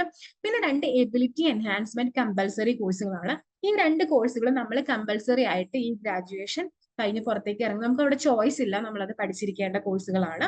ദെൻ 2 സ്കിൽ എൻഹാൻസ്മെന്റ് കോഴ്സും നമുക്ക് പഠിക്കേണ്ടതായിട്ടുണ്ട് കേട്ടോ. ഇത് ഈ എബിലിറ്റി എൻഹാൻസ്മെന്റ് കമ്പൽസറി കോഴ്സുകളും സ്കിൽ എൻഹാൻസ്മെന്റ് കോഴ്സുകളും നമുക്ക് കുറഞ്ഞ ക്രെഡിറ്റ്സിലാണ് വരുന്നത്, 4 ക്രെഡിറ്റ്സിലാണ് വരുന്നത്. ബാക്കി നമ്മുടെ കോർ കോഴ്സുകളും അതുപോലെ തന്നെ ഡിസിപ്ലിൻ സ്പെസിഫിക് എലക്ടീവ്സും ജനറിക് എലക്ടീവ്സും എന്താണ്, നമുക്ക് 6 ക്രെഡിറ്റ്സിലാണ് വരുന്നത്. ഇപ്പൊ ഈ ക്രെഡിറ്റും സബ്ജക്റ്റും അതും ഇതും ഒന്നും കൺഫ്യൂസ്ഡ് ആവണ്ട. നമ്മുടെ ഫസ്റ്റ് ഇയറിലെ സബ്ജക്ട്സ് ഏതൊക്കെയാണെന്ന് നമ്മൾ മെൻഷൻ ചെയ്യുന്നുണ്ടായിരിക്കും കേട്ടോ. ഇത് ജസ്റ്റ് നമ്മുടെ ആ ഒരു പ്രോഗ്രാമിന്റെ സ്ട്രക്ചർ നമ്മൾ ഡിസ്കസ് ചെയ്യുന്നതാണ്. ഓക്കെ. ഇനി 4 ഇയറിലോട്ട് വരുമ്പോൾ പ്രത്യേകം നോട്ട് ചെയ്യുക. 4 ഇയറിലോട്ട് വരുമ്പോൾ നമുക്ക് കുറച്ചും കൂടി സെറ്റ് ഓഫ് കോഴ്സുകൾ കൂടുതലായിട്ടുണ്ട്. കാരണം ഇവിടെ 4 ഇയർ ഡിഗ്രിയിൽ നമുക്ക് ഏകദേശം ഒരു സെക്കൻഡ് തേർഡ് ഇയർ വരെ നമ്മൾ, അല്ലെങ്കിൽ സെക്കൻഡ് ഇയർ വരെ നമുക്ക് എന്താണ്, കുറച്ച് എലക്ടീവ്സ് ആണ് നമുക്ക് കൂടുതലായിട്ട് പഠിക്കാനുള്ളത്. 3 ഇയറിൽ നമുക്ക് കുറച്ചും കൂടി നമ്മുടെ കോർ സബ്ജക്റ്റ് ആണ് കൂടുതലെങ്കിൽ ഇവിടെ കുറച്ചും കൂടി എലക്ടീവ്സ് ആണ് പഠിക്കാനുള്ളത്. അപ്പോൾ ഇവിടെ 6 ഡിസിപ്ലിൻ സ്പെസിഫിക് എലക്ടീവ് പേപ്പേഴ്സ് ആണ് നമുക്ക് പഠിക്കാനുള്ളത്. ഈ DSE എന്ന് പറയുന്ന ഈ പേപ്പേഴ്സ് മൊത്തം കവർ ചെയ്യുന്നത് ഹിസ്റ്ററി ആയിരിക്കും. അതേപോലെ തന്നെ നെക്സ്റ്റ് മൈനർ കോഴ്സസ് എന്ന് പറഞ്ഞിട്ടാണ് നെക്സ്റ്റ് സെറ്റ് ഓഫ് കോഴ്സസ് വരുന്നത്. അത് തന്നെ 2 തരത്തിലുണ്ട്. നമ്മുടെ ഡിസിപ്ലിൻ സ്പെസിഫിക് എലക്ടീവ്സിനായിരിക്കും കുറച്ചും കൂടി ക്രെഡിറ്റ് കൂടുതൽ. കാരണം അതെന്താണ്, നമ്മുടെ മെയിൻ സബ്ജക്റ്റ് ആണ്, നമ്മുടെ ഹിസ്റ്ററി ആണ് അത് ഡീൽ ചെയ്യുന്നത്. ഈ മൈനർ കോഴ്സുകൾ എന്ന് പറയുന്നത് 2 തരത്തിലുണ്ടെന്ന് പറഞ്ഞാൽ അത് ക്രെഡിറ്റ് കുറവുള്ളതാണ്, 4 ക്രെഡിറ്റ്സേ വരുന്നുള്ളൂ. അതിലെ 2 എണ്ണത്തിൽ ഒന്ന് എലക്ടീവ് കോഴ്സസ് ആണ്, നമുക്ക് ചൂസ് ചെയ്ത് പഠിക്കാം, ഇഷ്ടമുള്ള ഏതെങ്കിലും ഒരു സബ്ജക്റ്റിൽ നിന്ന് ചൂസ് ചെയ്ത് പഠിക്കാം. മറ്റൊരു വൊക്കേഷണൽ കോഴ്സസ് ആണ്, കുറച്ചും കൂടി സ്കിൽ, നമ്മുടെ എബിലിറ്റി, അല്ലെങ്കിൽ വൊക്കേഷണൽ ആയിട്ടുള്ള കുറച്ചും കൂടി ആ ഒരു രീതിയിലോട്ട് നമ്മളെ ഒരു പ്രാക്ടിക്കൽ ഓറിയന്റഡ് ആയിട്ടുള്ള കോഴ്സസ് ആണ്. അത് നമുക്ക് ചൂസ് ചെയ്തിട്ട് പഠിക്കുക, സെറ്റ് ഓഫ് കോഴ്സിൽ നിന്ന് സെലക്ട് ചെയ്ത് പഠിക്കാവുന്നതാണ്. പിന്നെ എബിലിറ്റി എൻഹാൻസ്മെന്റ് കമ്പൽസറി കോഴ്സസും 4 എണ്ണം അല്ലെങ്കിൽ 4 ക്രെഡിറ്റിന്റെ വരുന്നുണ്ട്. അതേപോലെ തന്നെ സ്കിൽ എൻഹാൻസ്മെന്റ് കോഴ്സസും വരുന്നുണ്ട്. ദെൻ ഇന്റർ ഡിസിപ്ലിനറി, ഈ പറഞ്ഞ പോലെ മറ്റു പല ഡിസിപ്ലിൻസിൽ നിന്നും വരുന്ന മറ്റു പല സബ്ജക്ട്സിൽ നിന്നും പഠിക്കാനായിട്ടുണ്ട്. ദെൻ അതേപോലെ നമുക്ക് വരുന്നത് വാല്യൂ ആഡഡ് കോഴ്സ്. ഇത് കോമൺ ആയിട്ട് എല്ലാ ഡിഗ്രി എടുക്കുന്ന ആളുകൾക്കും നമ്മൾ കണ്ടുവരുന്ന കോഴ്സുകളാണ് കേട്ടോ. സോ ഇത്രയും സെറ്റ് ഓഫ് കോഴ്സസ് ആണ് 4 ഇയറിൽ അറേഞ്ച് ചെയ്തിട്ടുള്ളത്. ഓക്കെ. ഇനി നമുക്ക് 3 ഇയറിൽ ഫസ്റ്റ് ഇയർ നമ്മൾ നോക്കുകയാണെങ്കിൽ നമുക്ക് ടോട്ടലി 8 കോഴ്സസും 44 ക്രെഡിറ്റും ആണ് വേണ്ടത്. Okay, totally. അപ്പൊ ഇത്രയും നിങ്ങളുടെ മനസ്സിലുണ്ടായാൽ മതി. നമുക്ക് മൊത്തം ഫസ്റ്റ് ഇയറിൽ പഠിക്കാനുള്ളത് 8 കോഴ്സ് ആണ്, 44 ക്രെഡിറ്റ് ആണ്. ഓക്കെ. പിന്നെ ഇനി നമ്മുടെ 4 ഇയർ ഫസ്റ്റ് ഇയറിലോട്ട് വരുമ്പോഴും ഇവിടെയും നമുക്ക് എന്താണ് 8 കോഴ്സ് തന്നെയാണ് പഠിക്കാനായിട്ടുള്ളത്. പക്ഷെ നമുക്ക് എന്താണ് ടോട്ടലി നമുക്ക് വരുന്ന ക്രെഡിറ്റ് എന്ന് പറഞ്ഞിട്ടുണ്ടെങ്കിൽ 40 ക്രെഡിറ്റ്സ് ആണ് വരുന്നത് കേട്ടോ. സോ ഇവിടെ വരുമ്പോൾ ഇത് ഫസ്റ്റ് സെമ്മും സെക്കൻഡ് സെമ്മും ആണ് ഇതിൽ കൊടുത്തിട്ടുള്ളത്. അപ്പൊ നമുക്ക് എന്താണ് 2 ഹിസ്റ്ററി സബ്ജക്ട്, അതായത് ഡിസിപ്ലിൻ സ്പെസിഫിക് എലക്ടീവ്സ് ഉണ്ട്. പിന്നെ എന്താണ് മൈനർ ആയിട്ടുള്ള 2 വൊക്കേഷണൽ ഒരു കോഴ്സസ് പഠിക്കാനായിട്ടുണ്ട്. പിന്നെ എന്താണ് നമ്മുടെ എബിലിറ്റി എൻഹാൻസ്മെന്റ് കോഴ്സ് ആയിട്ടുള്ള എൻവയറമെന്റൽ സ്റ്റഡീസ് എന്ന് പറയുന്ന ഒരു പേപ്പർ നമുക്ക് പഠിക്കാനായിട്ടുണ്ട്. പിന്നെ ഒരു ഇന്റർ ഡിസിപ്ലിനറി കോഴ്സും ഉണ്ട്, അതുപോലെ തന്നെ സ്കിൽ എൻഹാൻസ്മെന്റ് കോഴ്സും കൂടി നമുക്ക് പഠിക്കാനായിട്ടുണ്ട്. അപ്പൊ ഇങ്ങനെ ഇതിൽ ഞാൻ പറഞ്ഞല്ലോ, ഇതിൽ കുറച്ചും കൂടി നമുക്ക് എലക്ടീവ്സ് ആണ് കുറച്ചും കൂടി കൂടുതലായിട്ട് നമുക്ക് വരുന്നത്. ദെൻ നമുക്കൊരു എന്താ പറയാ, വാല്യൂ ആഡഡ് കോഴ്സ്, കമ്പൽസറി ആയിട്ടുള്ള വാല്യൂ ആഡഡ് കോഴ്സും കൂടി പഠിക്കാനായിട്ടുണ്ട് കേട്ടോ. അപ്പോ ഇപ്പൊ ഞാൻ പറഞ്ഞതിൽ കൺഫ്യൂഷൻ ഒന്നും വേണ്ട. 2 ഹിസ്റ്ററി സബ്ജക്റ്റും പിന്നെ ബാക്കി എലക്ടീവ്സും, ബാക്കി നമുക്ക് വരുന്ന 6 എലക്ടീവ്സും പിന്നെ ഒരു വാല്യൂ ആഡഡ് കോഴ്സ് എന്നുള്ള രീതിക്കാണ് നമുക്ക് വരുന്നത് കേട്ടോ. ഇത് എലക്ടീവ്സ് പലരും പലതായിരിക്കും. ഇപ്പൊ ഓൾറെഡി രജിസ്റ്റർ ചെയ്തവരൊക്കെയാണ് നമ്മുടെ ഇടയിലുള്ളത്. സോ അതുകൊണ്ട് തന്നെ എലക്ടീവ്സ് നിങ്ങൾ ചൂസ് ചെയ്തിട്ടുള്ളത് ഡിഫറെന്റ് ആയിട്ടുള്ളതായിരിക്കും. അത് നമുക്ക് യൂണിവേഴ്സിറ്റിയിൽ നിന്ന് കിട്ടുന്ന സ്റ്റഡി മെറ്റീരിയൽ വെച്ചിട്ട് വേണം നമ്മൾ അത് കറക്റ്റ് ആയിട്ട് ഫോളോ ചെയ്യാനായിട്ട് കേട്ടോ. ദെൻ സെക്കൻഡ് ഇയറിലോട്ട് വരുമ്പോൾ BA ഹിസ്റ്ററി ഹോണേഴ്സിൽ നമുക്ക് 10 കോഴ്സ് ഉണ്ട്. ടോട്ടൽ ക്രെഡിറ്റ് 56 ആണ്. അത് നമ്മൾ ഇനി സെക്കൻഡ് ഇയർ ആകുമ്പോൾ കുറച്ചും കൂടി നമ്മൾ അതിന്റെ ഡീറ്റെയിൽസ് ആയിട്ട് ഏതൊക്കെ കോഴ്സുകളാണെന്നുള്ളത് പറയും കേട്ടോ. ദെൻ ഇവിടെ വരുമ്പോഴും നമുക്ക് വരുന്നത് ഇവിടെ ശ്രദ്ധിക്കണം, സെക്കൻഡ് ഇയറിൽ നമുക്ക് കുറച്ചും കൂടി കോർ കോഴ്സിന്റെ എണ്ണം കൂടുതലാണ്. നമുക്ക് 4 കോർ കോഴ്സ് വരുന്നുണ്ട്. അതേപോലെ തന്നെ 2 എലക്ടീവ്സും ദെൻ 3 എലക്ടീവ്സും പിന്നെ ഒരു ലാംഗ്വേജ് പേപ്പറും പിന്നെ നമുക്കൊരു വാല്യൂ ആഡഡ് കോഴ്സ് എന്നുള്ള 3, അതായത് 4 നമ്മുടെ കോർ സബ്ജക്റ്റ് വരുന്നുണ്ട്, പിന്നെ ഒരു ലാംഗ്വേജ് പേപ്പർ വരുന്നുണ്ട്, ദെൻ ഒരു എലക്ടീവും കൂടി വരുന്ന രീതിക്കാണ് സെക്കൻഡ് ഇയർ അറേഞ്ച് ചെയ്തിട്ടുള്ളത്. ദെൻ തേർഡ് ഇയറിലോട്ട് വരുമ്പോൾ എഗെയിൻ നമുക്ക് നമ്മുടെ സാധാരണ ഹിസ്റ്ററിയിൽ വരുമ്പോൾ 8 കോഴ്സുകളാണ്. ടോട്ടൽ ക്രെഡിറ്റ് 48 ആയിട്ടാണ് വരുന്നത്. ഇവിടെ വരുമ്പോൾ നമുക്ക് എഗെയിൻ നമുക്ക് 4 കോർ സബ്ജക്റ്റ് വരുന്നുണ്ട്. അതേപോലെ തന്നെ എലക്ടീവ്സും നമുക്ക് വരുന്നുണ്ട് കേട്ടോ. ഓക്കെ, അപ്പൊ ഇത്രയാണ് നമ്മുടെ കോഴ്സസ് അറേഞ്ച് ചെയ്തിട്ട് ഓരോ ഇയറിലും വെച്ചിട്ടുള്ളത്. നമ്മളിനി ഓരോ മീൻസ് ഇയറിലോട്ട് കിടക്കുമ്പോൾ ഈ കോഴ്സസ് ഏതൊക്കെയാന്ന് നമുക്ക് മനസ്സിലാവുന്നതാണ് കേട്ടോ. ഓക്കെ, ദെൻ ഫോർത്ത് ഇയറിലോട്ട് വരുമ്പോൾ നമുക്ക് ഒരു ഇവിടെ നമ്മുടെ വീണ്ടും നമുക്ക് 3 കോർ കോഴ്സുകളും പിന്നെ 2 എലക്ടീവ്സും വരുന്നുണ്ട്. ദെൻ നമുക്ക് ഇവിടെ മെയിൻ ആയിട്ട് എന്താന്ന് വെച്ചിട്ടുണ്ടെങ്കിൽ നമുക്ക് ഇവിടെ എന്താണ് ഒരു മീൻസ് ഈ പ്രൊജക്ട് അല്ലെങ്കിൽ ഒരു ഡെസർട്ടേഷൻ വരുന്നുണ്ട്. അത് നമുക്ക് ചെയ്യാം. അല്ലാന്നുണ്ടെങ്കിൽ നമുക്ക് എന്ത് ചെയ്യാൻ പറ്റും, ആ ഒരു മീൻസ് ആ ഒരു ക്രെഡിറ്റിന്, അത്രയും വേർത്ത് ആയിട്ടുള്ള ക്രെഡിറ്റിന് നമുക്ക് എന്ത് ചെയ്യാനായിട്ട് പറ്റുന്നുണ്ട്, ഒരു പേപ്പർ എഴുതിയെടുക്കാനായിട്ടും പറ്റുന്നുണ്ട് കേട്ടോ. സോ ഈ ഒരു 4 ഇയർ കംപ്ലീറ്റ് ആയിട്ട് ഇറങ്ങുമ്പോൾ നമുക്ക് എന്താണ്, ഒരു ഹോണേഴ്സ് വിത്ത് റിസർച്ച് എന്നുള്ള ഒരു രീതിയിലോട്ട് നമ്മൾ ഡിഗ്രി കംപ്ലീറ്റ് ചെയ്തിട്ട് ടോട്ടൽ 160 ക്രെഡിറ്റ്സിന് നമ്മൾ പഠിച്ചിറങ്ങുന്നതായിരിക്കും കേട്ടോ. അപ്പൊ ഡൗട്ട്സ് നമുക്ക് ലാസ്റ്റ് ക്ലാരിഫൈ ചെയ്യാം. ഈ പറയുമ്പോൾ മിക്കവാറും കൺഫ്യൂഷൻസ് ഉണ്ടായിരിക്കും. ഓക്കെ, ദെൻ ഇനി BA ഹിസ്റ്ററി 3 ഇയർ കോഴ്സിലോട്ട് വരുമ്പോൾ നിങ്ങൾ കുറച്ചും കൂടി കോൺസെൻട്രേറ്റ് ചെയ്യുക. 3 ഇയർ കോഴ്സിലോട്ട് വരുമ്പോൾ നമ്മുടെ 14 കോർ കോഴ്സസ് എന്ന് പറയുന്നത് ഞാൻ പറഞ്ഞ പോലെ പ്യുവർലി നമുക്ക് എന്താണ് ഹിസ്റ്ററി ആയിട്ട് ഡീൽ ചെയ്യുന്ന കോഴ്സസ് ആണ് നമുക്ക് വരുന്നത്. ദെൻ നമുക്ക് 14 കോർ കോഴ്സസ് വരുന്നത് നമ്മുടെ സബ്ജക്റ്റിനെ മനസ്സിലാക്കാനും സബ്ജക്റ്റിൽ നമുക്കൊരു ഡീപ്പ് ഫൗണ്ടേഷൻ നോളേജ് ക്രിയേറ്റ് ചെയ്യുന്നതിന് വേണ്ടിയിട്ടുള്ള കോഴ്സസ് ആണ് വരുന്നത്. അപ്പൊ ആ 14 കോർ കോഴ്സസ്, ഈ കോർ കോഴ്സസ് തന്നെയായിരിക്കും നിങ്ങൾക്ക് 4 ഇയർ കോഴ്സുകാർക്കും നമ്മുടെ ഡിസിപ്ലിൻ സ്പെസിഫിക് കോഴ്സസ് എന്നുള്ള രീതിയിൽ വരുന്നത് കേട്ടോ. ഇതിനൊരു വ്യത്യാസമുള്ളതായിട്ട് കാണുന്നില്ല. ആക്ച്വലി നമുക്ക് നമ്മുടെ പ്രോഗ്രാം ഗൈഡിൽ ഒരു ഫസ്റ്റ് ഇയറിൽ മാത്രമേ നമ്മുടെ സബ്ജക്ട്സ് അവൈലബിൾ ആയിട്ടുള്ളൂ. ബാക്കി എലക്ടീവ്സ് ആയതുകൊണ്ട് തന്നെ നമുക്ക് ചൂസ് ചെയ്യാനായിട്ടുള്ളതാണ്. സോ ഇതിൽ വരുന്ന സെക്കൻഡ് ഇയറിൽ വരുന്ന അപ്ഡേഷൻസ് നമ്മൾ ആ ഒരു സമയമാകുമ്പോൾ അറിയിക്കുന്നതായിരിക്കും കേട്ടോ. ഇപ്പൊ നമുക്ക് പ്രോഗ്രാം ഗൈഡിൽ ഫസ്റ്റ് ഇയറിലെ 2 പേപ്പർ മാത്രമേ നമുക്ക് അതിൽ കാണാനായിട്ട്. ഓക്കെ, അപ്പൊ ഇത്രയും വരുന്ന പേപ്പേഴ്സ് ആണ് നമുക്ക് നമ്മുടെ കോർ സബ്ജക്ട്സ് ആയിട്ട് വരുന്നത്. ഇതിൽ മെയിൻ ആയിട്ടും ഇന്ത്യൻ ഹിസ്റ്ററിയും യൂറോപ്യൻ ഹിസ്റ്ററിയാണ് ഡീൽ ചെയ്തിട്ട് പോകുന്നത് കേട്ടോ. പിന്നെ ഡിസിപ്ലിൻ സ്പെസിഫിക് എലക്ടീവ്സ് വരുമ്പോൾ അതായത് ഇത് നമ്മൾ കാണുന്നത് നമ്മുടെ സാധാരണ ഹിസ്റ്ററിയിലാണെങ്കിൽ ലൈക്ക് നമ്മളൊരു 4th അല്ലെങ്കിൽ 3rd ഇയറിലാണ്, 5th 6th സെമിസ്റ്ററിലായിട്ടാണ് ഹോണേഴ്സിൽ അല്ലെങ്കിൽ 3 ഇയർ പ്രോഗ്രാമിൽ നമ്മൾ കാണുന്നത്. ദെൻ ഈ സെക്കൻഡ് ഇയറിലാണ് നമ്മൾ എവിടെ കാണുന്നത്, നമ്മുടെ 4 ഇയർ പ്രോഗ്രാമിൽ കാണുന്നത്. അപ്പൊ ഇവിടെ മെയിൻ ആയിട്ട് നോക്കി നോക്കൂ, ഹിസ്റ്ററി ഓഫ് ചൈന അല്ലെങ്കിൽ ഹിസ്റ്ററി ഓഫ് മോഡേൺ ഏഷ്യ, അതായത് ഡിഫറെന്റ് കൈൻഡ്സ് ഓഫ് ഹിസ്റ്ററി നമ്മൾ പഠിക്കുകയാണ്. ഹിസ്റ്ററി ഓഫ് എൻവയറമെന്റ്, പിന്നെ traditions of history writing in India എന്നുള്ള രീതിയിൽ ഡിഫറെന്റ് കൈൻഡ്സ്, അതായത് ഈ ഇന്ത്യൻ ഹിസ്റ്ററി യൂറോപ്യൻ ഹിസ്റ്ററിയിൽ നിന്ന് വിട്ടിട്ട് കുറച്ചും കൂടി ഹിസ്റ്ററിയുടെ മറ്റ് മാനങ്ങളിലോട്ടുള്ള ഒരു ഇതാണ് നമുക്ക് ചേഞ്ച് ആണ് നമുക്ക് ഇവിടെ കാണാനായിട്ട് സാധിക്കുന്നത് കേട്ടോ. ദെൻ ജനറിക് എലക്ടീവ്സ് ആയിട്ട് വരുന്നത് Indian society, images and reality എന്ന് പറയുന്ന പേപ്പർ ഉണ്ട്. Gender sensitisation, society and culture എന്ന് പറയുന്ന പേപ്പർ ഉണ്ട്. ദെൻ റീതിങ്കിങ് ഡെവലപ്മെന്റ് ഉണ്ട്. ദെൻ സസ്റ്റൈനബിൾ ഡെവലപ്മെന്റ് ഉണ്ട്. അപ്പോൾ ഈ പറഞ്ഞ പേപ്പേഴ്സ് ഒക്കെ നമുക്ക് വരുന്നത് 6 ക്രെഡിറ്റിലുള്ളതാണ് കേട്ടോ, ഈ 3 ഇയറിലും. ദെൻ ഇവിടെ എബിലിറ്റി എൻഹാൻസ്മെന്റ് കമ്പൽസറി കോഴ്സസ് എന്ന് പറഞ്ഞിട്ട് 3 ഇയറിൽ വരുന്നത് നമുക്ക് മീൻസ് 4 ക്രെഡിറ്റിനുള്ള കോഴ്സുകളാണ്. ഒന്ന് എൻവയറോൺമെന്റൽ സ്റ്റഡീസും പിന്നെ ഇംഗ്ലീഷ് കമ്മ്യൂണിക്കേഷൻ സ്കിൽസ് എന്നുള്ള രീതിയിൽ കേട്ടോ. പിന്നെ നമുക്ക് തേർഡ് സെമ്മർ അതായത് സെക്കൻഡ് ഇയറിലോട്ട് വരുമ്പോഴാണ് ഈ ഒരു സ്കിൽ എൻഹാൻസ്മെന്റ് കോഴ്സുകൾ നമുക്ക് കാണാനായിട്ട് സാധിക്കുന്നത്. Tourism anthropology, techniques of ethnographic film making എന്ന് പറയുന്ന കോഴ്സുകൾ. അപ്പൊ 4 ഇയർ ഡിഗ്രിയിൽ ഒരു പ്രത്യേകതയുണ്ട്, നമുക്ക് ഇതൊക്കെ ഫസ്റ്റ് ഇയറിൽ കാണിക്കാം. അവിടെ ഞാൻ പറഞ്ഞു 2 കോർ സബ്ജക്റ്റ് മാത്രമേ ഉള്ളൂ, ബാക്കി 8 എണ്ണത്തിൽ എന്താണ് എലക്ടീവ്സ് ആണ് വരുന്നത് കേട്ടോ.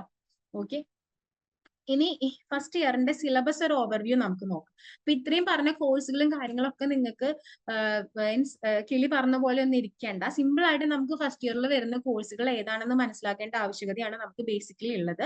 സോ ഫസ്റ്റ് ഇയറിൽ നമുക്ക് വരുന്ന കോഴ്സുകൾ എന്ന് പറഞ്ഞിട്ട് 8 എണ്ണത്തില് 3 ഇയറിലെ കാര്യമാണ് കേട്ടോ ഞാനിപ്പോ പറയുന്നത്. 3 ഇയേഴ്സിൽ നമുക്ക് വരുന്നത് ഹിസ്റ്ററി ഓഫ് ഇന്ത്യ 1 എന്ന് പറയുന്ന പേപ്പർ, അതായത് BHIC 101 എന്ന് പറയുന്ന പേപ്പർ വരുന്നുണ്ട്. അത് 6 ക്രെഡിറ്റിനാണ് നമുക്ക് വരുന്നത്. പിന്നെ വരുന്നത് socio formation and cultural patterns of ancient world BHIC 102 എന്ന് പറയുന്ന ഒരു പേപ്പർ ഉണ്ട്. അതും നമുക്ക് 6 ക്രെഡിറ്റിനാണ് വരുന്നത്. പിന്നെ വരുന്ന എബിലിറ്റി എൻഹാൻസ്മെന്റ് കോഴ്സ് ആയിട്ടുള്ള എൻവയറോൺമെന്റൽ സ്റ്റഡീസ് വരുന്നുണ്ട്. അതും 6 അല്ല 4 ക്രെഡിറ്റ്സിനാണ്. അതായത് 6 ക്രെഡിറ്റ്സിന്റെ പേപ്പേഴ്സ് ഒക്കെ നമുക്ക് മാർക്ക് 100ൽ അറ്റൻഡ് ചെയ്യേണ്ടതും 4 ക്രെഡിറ്റിന്റെ നമുക്ക് മാർക്ക് 50ൽ അറ്റൻഡ് ചെയ്യേണ്ടതാണ്. ഇനി ക്രെഡിറ്റ് പറയുന്ന കൺഫ്യൂഷനെ ഞാൻ ഒഴിവാക്കാൻ വേണ്ടി പറയുകയാണ്. 6 ക്രെഡിറ്റ് എന്ന് പറയുമ്പോൾ നമ്മുടെ വാല്യുവേഷൻ വരുന്നത് 100 മാർക്സിലാണ്. 4 ക്രെഡിറ്റ്സ് എന്ന് പറയുമ്പോൾ നമുക്ക് 50 മാർക്കിലാണ്. ഓക്കെ, പിന്നെ ഒരു ജനറിക് എലക്റ്റീവ് ആയിട്ട് Indian society images and realities എന്ന് പറയുന്ന പേപ്പറാണ്. ദെൻ സെക്കൻഡ് സെമിസ്റ്ററിലോട്ട് വരുമ്പോൾ ഹിസ്റ്ററി ഓഫ് ഇന്ത്യ 2 BHIC 103 എന്ന് പറയുന്ന പേപ്പർ, അതായത് ഹിസ്റ്ററി ഓഫ് ഇന്ത്യ 1ന്റെ കണ്ടിന്യൂവേഷൻ ആണ്. ദെൻ അതേപോലെ തന്നെ നെക്സ്റ്റ് യൂറോപ്യൻ ഹിസ്റ്ററിയുടെ കണ്ടിന്യൂവേഷൻ ആയിട്ടുള്ള social formation and cultural patterns of medieval world എന്ന് പറയുന്ന ഒരു പേപ്പറും, പിന്നെ നമ്മുടെ കമ്പൽസറി കോഴ്സ് ആയിട്ടുള്ള ഇംഗ്ലീഷ് കമ്മ്യൂണിക്കേഷൻ സ്കിൽസ് നമുക്ക് പഠിക്കാനുള്ളത്. പിന്നെ gender sensitisation, society and culture എന്ന് പറയുന്ന ഒരു പേപ്പറും കൂടിയാണ് നമുക്ക് ഫസ്റ്റ് ഇയറിൽ 3 ഇയർ BA ഹോണേഴ്സ് ഹിസ്റ്ററി എടുത്തിട്ടുള്ള ആളുകൾ പഠിക്കാനായിട്ടുള്ള പേപ്പർ കേട്ടോ. ഇനി 4 ഇയറിലോട്ട് വരുമ്പോൾ നിങ്ങൾക്ക് വരുന്ന പേപ്പർ എന്ന് പറഞ്ഞിട്ടുണ്ടെങ്കിൽ ഈ പറഞ്ഞ ഹിസ്റ്ററി ഓഫ് ഇന്ത്യ 1ഉം social formation and cultural patterns of ancient world എന്ന് പറഞ്ഞ പേപ്പറും, പിന്നെ എൻവയറോൺമെന്റൽ സ്റ്റഡീസും വാല്യൂ ഓഫ് എഡ്യൂക്കേഷൻ എന്ന് പറയുന്ന ഒരു പേപ്പറും. ബാക്കി നിങ്ങൾ ചൂസ് ചെയ്തിട്ടുള്ള എലക്ടീവ്സ് ആയിരിക്കും നിങ്ങൾക്ക് വരുന്നുണ്ടായിരിക്കുക കേട്ടോ. അപ്പൊ ചിലർക്ക് ഈ Indian society images and realities എന്ന് പറയുന്ന ഒരു പേപ്പർ ചിലപ്പോൾ കിട്ടാനുള്ള സാധ്യതയുണ്ട്. ജനറിക് എലക്ടീവ് സെലക്ട് ചെയ്യുന്നതിന്റെ ഭാഗമായിട്ട് മറ്റു പല കോഴ്സുകളും നിങ്ങൾക്ക് ഡിഫറെന്റ് ആയിരിക്കും. സോ അതിന്റെ ഒന്നും പ്രോഗ്രാം ഗൈഡ് നമുക്ക് അവൈലബിൾ ആയിട്ടില്ല. പക്ഷെ ഓൾറെഡി യൂണിവേഴ്സിറ്റി മുൻപ് കൊടുക്കുന്ന കോഴ്സുകൾ ആയതുകൊണ്ട് തന്നെ നമുക്ക് ഹിസ്റ്ററിയുടെ പ്രോഗ്രാം ഗൈഡ് ആണ് അവൈലബിൾ ആവാത്തുള്ളൂ. കോഴ്സ് ഡീറ്റെയിൽസും കാര്യങ്ങളും നിങ്ങളുടെ പേപ്പർ വെച്ച് സെർച്ച് ചെയ്തിട്ടുണ്ടെങ്കിൽ കിട്ടുന്നതാണ്. ഇൻ കേസ് അതിന്റെ ഡീറ്റെയിൽസ് കിട്ടുന്നില്ല എന്നുണ്ടെങ്കിൽ ഞാൻ അത് എടുത്തു തരാം. പക്ഷെ ഇതിന്റെ കറക്റ്റ് ആയിട്ടുള്ള ആ ഒരു മീൻസ് പ്രോഗ്രാം ഗൈഡ് ആയിട്ട് ഫസ്റ്റ് ഇയർ ഇങ്ങനെയാണ്, സെക്കൻഡ് ഇയർ ഇങ്ങനെയാണ്, ഈ കോഴ്സ് മീൻസ് കോഡ് വെച്ചിട്ടുള്ളതല്ലാതെ നമുക്ക് അവൈലബിൾ ആയിട്ടില്ല. സോ ഞാൻ വീണ്ടും പറയുന്നു, അപ്ഡേഷൻസ് നിങ്ങളെ അറിയിക്കുന്നതായിരിക്കും കേട്ടോ. ഓക്കെ, നമുക്ക് എങ്ങനെയാണ് ഓരോ കോഴ്സിന്റെയും എങ്ങനെയാണ് അല്ലെങ്കിൽ ഓരോ പേപ്പറിലും എന്തൊക്കെയാണെന്ന് ജസ്റ്റ് ഒന്ന് നോക്കാം. അപ്പൊ ഹിസ്റ്ററി ഓഫ് ഇന്ത്യ 1 എന്ന് പറയുന്നത് BHIC 101 എന്നാണ് കോഴ്സ് കോഡ് വരുന്നത്. സോ ഈ ഒരു കോഴ്സ് മെയിൻ ആയിട്ടും നമ്മുടെ ഏൻഷ്യന്റ് ഇന്ത്യൻ ചരിത്രം എങ്ങനെയായിരുന്നു എന്ന് മനസ്സിലാക്കുന്നതിനും, എങ്ങനെയാണ് നമ്മൾ ആ ചരിത്രത്തെ പഠിച്ചിരുന്നത്, ഏതൊക്കെ സോഴ്സസ് ഉപയോഗിച്ചാണ് നമ്മൾ അതിനെ അറിഞ്ഞിട്ടുള്ളത്, അതെങ്ങനെ ഉരുത്തിരിഞ്ഞു വന്നു എന്നൊക്കെ പറയുന്നതാണ്. സോ അതിൽ മെയിൻ ആയിട്ടും നമുക്ക് 4 ബ്ലോക്കുകളാണ് ഉള്ളത്. ഫസ്റ്റ് ബ്ലോക്ക് എന്ന് പറയുന്നത് റീകൺസ്ട്രക്ടിങ് ഏൻഷ്യന്റ് ഇന്ത്യൻ ഹിസ്റ്ററി എന്നാണ്. അവിടെ നമ്മൾ നോക്കുന്നത് ഏതൊക്കെ സോഴ്സസ് ഉപയോഗിച്ചിട്ടാണ് നമ്മൾ ഇന്ത്യൻ ഹിസ്റ്ററിനെ പുനർനിർമ്മിച്ചിരിക്കുന്നത്. ആർക്കിയോളജിക്കൽ സോഴ്സസ് ഉണ്ട് അല്ലെ, അതുപോലെ ലിറ്റററി സോഴ്സസ് ഉണ്ട്, നമുക്ക് അവൈലബിൾ ആയിട്ടുള്ള ഒരുപാട് സോഴ്സസ് ഉണ്ട്. സോ അതൊക്കെ വെച്ചിട്ടാണ് നമ്മൾ ചരിത്രത്തെ വീണ്ടും നമ്മൾ പുനഃസൃഷ്ടിച്ചിട്ടുള്ളത്. അപ്പൊ അതൊക്കെ ഏതൊക്കെയാണെന്നും അങ്ങനെയുള്ള കാര്യങ്ങളാണ് നമ്മൾ അതിൽ നോക്കുന്നത്. അതേപോലെ തന്നെ സ്റ്റോൺ ഏജസ്, നമ്മൾ ശിലായുഗം എന്നൊക്കെ ചെറിയ ക്ലാസ്സിലൊക്കെ പഠിച്ചിട്ടുണ്ടായിരിക്കും. സോ അതൊക്കെ എന്താണെന്ന് വളരെ ഡീപ്പായിട്ട് നോക്കുന്നതാണ് ആ ഒരു ഇതില്. അവിടെ ശിലായുഗം അങ്ങനെയുള്ള കാര്യങ്ങൾ ഡിസ്കസ് ചെയ്യുക. പിന്നെ അതുപോലെ നമ്മുടെ ഹാരപ്പൻ സിവിലൈസേഷൻ, അതൊക്കെ നമ്മൾ ആ ഒരു ബ്ലോക്കിൽ ഡിസ്കസ് ചെയ്യും. ദെൻ നമ്മൾ അതേപോലെ സെക്കൻഡ് ബ്ലോക്കും അവിടെയാണ്, എങ്ങനെയാണ് നമ്മൾ ഫുഡ് പ്രൊഡക്ഷൻ സ്റ്റാർട്ട് ചെയ്തത്, ഹാരപ്പൻ സിവിലൈസേഷൻ വന്നിരിക്കുന്നത് എന്നൊക്കെ. ദെൻ അതിന്റെ നെക്സ്റ്റ് നമ്മൾ പീരീഡ് ആയിട്ട് വരുന്ന വേദിക് പീരീഡ് ആണ് ബ്ലോക്ക് 3യിൽ ഡിസ്കസ് ചെയ്യുന്നത്. എങ്ങനെയാണ് വേദിക് പീരീഡ് വന്നപ്പോൾ കൾച്ചറിൽ ഉണ്ടായിട്ടുള്ള ട്രാൻസിഷൻ സംഭവിച്ചിട്ടുള്ളത്, എങ്ങനെ സൊസൈറ്റി ഷേപ്പ് ചെയ്ത് പിന്നീട് വന്നു എന്നുള്ളതാണ്. ദെൻ ബ്ലോക്ക് 4ൽ 6th സെഞ്ചുറി ടു 200 BC വരെ എന്ത് സംഭവിച്ചു, ലൈക്ക് ഇപ്പൊ വേദിക് പീരീഡിന് ശേഷം എന്താണ് മഹാജനപദാസ് ഉയർന്നു വന്നു, പിന്നീട് പല പ്രമുഖമായിട്ടുള്ള എംപയേഴ്സ് ഉയർന്നു വന്നു, അതായത് മൗര്യൻ എംപയർ ഉയർന്നു വന്നു, അങ്ങനെയുള്ള സംഭവങ്ങളൊക്കെ നമ്മൾ അതിൽ പഠിക്കുന്നതാണ് കേട്ടോ. പിന്നെ social formation and cultural patterns of ancient world BHIC 102 വരുമ്പോൾ ഇത് നമ്മൾ ഡിസ്കസ് ചെയ്യുന്നത് യൂറോപ്യൻ ഹിസ്റ്ററി ആണ്. അപ്പൊ ഇതിന്റെ ഫസ്റ്റ് തീം, ഇത് തീംസ് ആയിട്ടാണ് ഡിവൈഡ് ചെയ്തിരുന്നത്, ബ്ലോക്കുകളല്ല. ഇതിലെ ഫസ്റ്റ് തീം എന്ന് പറയുന്നത് എന്താണ്? ഇവല്യൂഷൻ ഓഫ് ഹ്യൂമൻ കൈൻഡ് ആണ്. എങ്ങനെ മനുഷ്യൻ മീൻസ് മനുഷ്യൻ എങ്ങനെ ഇന്ന് കാണുന്ന ഒരു രീതിയിലോട്ട് ഒരു ഇവല്യൂഷൻ സംഭവിച്ചു. പണ്ട് ഇങ്ങനെ അലഞ്ഞു തിരിഞ്ഞ് നടന്നിരുന്ന ആളുകളാണ് അല്ലെ, അപ്പൊ അതെങ്ങനെ ഇന്ന് കാണുന്ന ഒരു രീതിയിലോട്ട് വന്നു. അപ്പൊ അത് ഓരോ സമയത്തും മനുഷ്യനുണ്ടാവുന്ന പുരോഗതികൾ എങ്ങനെയാണ്, അതൊക്കെ ഏതൊക്കെ രീതിയിലുള്ള മാറ്റങ്ങളാണ് എൻ്റെ സമൂഹത്തിൽ കൊണ്ടുവന്നിട്ടുള്ളത്. ഒരുപാട് മാറ്റങ്ങൾ കൊണ്ടുവന്നിട്ടുണ്ട് അല്ലെ, പൊളിറ്റിക്കൽ ആയിട്ടാണെങ്കിലും സോഷ്യൽ ആയിട്ടാണെങ്കിലും കൾച്ചറൽ ആയിട്ടാണെങ്കിലും ഒക്കെ ആ മനുഷ്യൻ അന്ന് കാണുന്ന രീതിയിലല്ല നമ്മൾ ഇന്നത്തേക്കുള്ള മനുഷ്യൻ. അപ്പൊ അതെങ്ങനെ വന്നു, ആദിമകാലങ്ങളിൽ എങ്ങനെയായിരുന്നു, അവിടെയും നമ്മൾ വീണ്ടും സ്റ്റോൺ ഏജസ് ഒക്കെ ഡിസ്കസ് ചെയ്യുന്നുണ്ട്. എങ്ങനെയാണ് ബയോളജിക്കൽ ആയിട്ടുള്ള ഹ്യൂമൻ എവല്യൂഷൻ സംഭവിച്ചിട്ടുള്ളത് എന്നൊക്കെ നമ്മൾ പഠിക്കുന്നുണ്ട്. അപ്പോൾ പിന്നെ വരുന്നത് ഫുഡ് പ്രൊഡക്ഷൻ ആണ്. എങ്ങനെ മനുഷ്യൻ ഫുഡ് പ്രൊഡക്ഷൻ സ്റ്റാർട്ട് ചെയ്തു, അല്ലെങ്കിൽ ഈ അനിമൽസിനെയൊക്കെ എങ്ങനെ മനുഷ്യൻ ഡൊമസ്റ്റിക്കേറ്റ് ചെയ്യാൻ എന്ന് തൊട്ട് തുടങ്ങി, അതിന്റെ ആ ഒരു മീൻസ് അതിനൊരു എൻലൈറ്റ്മെന്റ് വേണമല്ലോ, അല്ലെങ്കിൽ അതിനൊരു അവബോധം വേണമല്ലോ. ഇങ്ങനെയുള്ള മൃഗങ്ങളെയൊക്കെ ഇണക്കി വളർത്തിയാൽ തനിക്ക് ഗുണമാണ്, അല്ലെങ്കിൽ കൃഷി ചെയ്തിട്ടുണ്ടെങ്കിൽ എന്താണ്, എനിക്ക് ഭക്ഷണം അന്വേഷിച്ച് മറ്റൊരു സ്ഥലത്തേക്ക് അലയേണ്ടതില്ല എന്നുള്ള രീതിയിലൊക്കെ ബോധങ്ങൾ മീൻസ് ആ ഒരു നോളേജ് ഒക്കെ അക്വയർ ചെയ്യുന്ന ആ ഒരു സ്റ്റേജസ് നമ്മൾ ഡിസ്കസ് ചെയ്യുന്നുണ്ട്. പിന്നീട് നമ്മൾ ബ്രോൺസ് ഏജ് സിവിലൈസേഷൻസ്, അതായത് സ്റ്റോണിൽ നിന്നും മനുഷ്യൻ എന്തിലോട്ട് ട്രാൻസ്ഫർ ചെയ്യുന്നുണ്ട്, ബ്രോൺസിലോട്ട് ട്രാൻസ്ഫർ ചെയ്യുന്നുണ്ട് അല്ലെ. കുറച്ചും കൂടി സ്ട്രോങ് ആയിട്ടുള്ള, കുറച്ചും കൂടി ഈസി ടു ക്യാരിങ് ആയിട്ടുള്ള സ്റ്റോണിൽ നിന്നും ബ്രോൺസിലോട്ട് അല്ലെ, വെങ്കല യുഗത്തിലോട്ട് മനുഷ്യൻ പോകുന്നുണ്ട്. അപ്പൊ അത് ഡിസ്കസ് ചെയ്യുന്നുണ്ട്. ദെൻ അതിൽ നിന്നും സ്ട്രോങ്ങസ്റ്റ് ആയിട്ടുള്ള മെറ്റൽ ആയിട്ടുള്ള അയണിന്റെ കണ്ടുപിടുത്തം, അതിന്റെ ഒരു ഇംപ്ലിക്കേഷൻസ് ഒക്കെ എങ്ങനെയാണെന്ന് നോക്കുന്നുണ്ട്. പിന്നെ എങ്ങനെയാണ് എംപയേഴ്സ് ഫോം ചെയ്തിട്ടുള്ളത് നോക്കുന്നുണ്ട്. പിന്നെ നമ്മൾ നോക്കുന്നത് ഏൻഷ്യന്റ് ഗ്രീസ് എങ്ങനെയാണ് ഫോം ചെയ്തിട്ടുള്ളത്. അപ്പൊ ഇതുവരെയാണ് ഈ ഒരു പേപ്പറിലുള്ളത്. ഇപ്പൊ ഈ രണ്ട് പേപ്പർ, അതായത് ഹിസ്റ്ററി ഓഫ് ഇന്ത്യ 1ഉം അതേപോലെ തന്നെ social formation and cultural patterns of ancient വേൾഡും നമ്മുടെ 3 ഇയർ കോഴ്സിനും 4 ഇയർ കോഴ്സിനും ഒരുപോലെ വരുന്ന കോഴ്സാണ് കേട്ടോ. ഓക്കെ, ഇനി നമ്മൾ ഡിസ്കസ് ചെയ്യുന്നത് ജനറിക് കളക്റ്റീവ് ആയിട്ടുള്ള പേപ്പേഴ്സ് ആണ്. അതും 6 ക്രെഡിറ്റിന് തന്നെയാണ് വരുന്നത്. അതിലൊന്നാണ് Indian society images and realities എന്ന് പറയുന്ന പേപ്പർ. ഈ Indian society images and reality എന്ന് പറയുന്ന പേപ്പറിൽ മെയിൻ ആയിട്ട് നമ്മൾ നോക്കുന്നത് ഓരോരോ കാലഘട്ടങ്ങളിലും ഇന്ത്യൻ സമൂഹം എങ്ങനെയായിരുന്നു, എങ്ങനെയാണ് ഫോം ചെയ്ത് വന്നിട്ടുള്ളത്, ദെൻ ഓരോരോ കാലങ്ങൾ കഴിയുമ്പോഴും സമൂഹത്തിൽ സംഭവിച്ചിട്ടുള്ള മാറ്റങ്ങൾ എന്തൊക്കെയാണെന്നാണ് നമ്മൾ ഡിസ്കസ് ചെയ്യുന്നത്. ദെൻ നെക്സ്റ്റ് പേപ്പർ വരുന്നത് എൻവയറോൺമെന്റൽ സ്റ്റഡീസ് ആണ്. ഇതും ഒരേപോലെ 4 ഇയർ കോഴ്സിനും 3 ഇയർ കോഴ്സിനുള്ള പേപ്പർ ആണ്. സോ ഇവിടെ നമ്മൾ എന്താണ് നമ്മുടെ എൻവയറോൺമെന്റ് എന്ന് മനസ്സിലാക്കുന്നു, നമ്മുടെ എൻവയറോൺമെന്റിൽ ഫേസ് ചെയ്യുന്ന ഇഷ്യൂസ് മനസ്സിലാക്കുന്നു, അതിനെതിരെയുള്ള ആക്ടുകൾ മനസ്സിലാക്കുന്നു, ദെൻ അത് ഡെവലപ്പ് ചെയ്യാനുള്ള ഓർഗനൈസേഷൻസ് ഒക്കെ മനസ്സിലാക്കുന്നുണ്ട്. സോ ഈ ഒരു സബ്ജക്റ്റിന് ഒരു പ്രത്യേകതയുണ്ട്, ഇത് 4 ക്രെഡിറ്റ്സിനേ ഉള്ളൂ.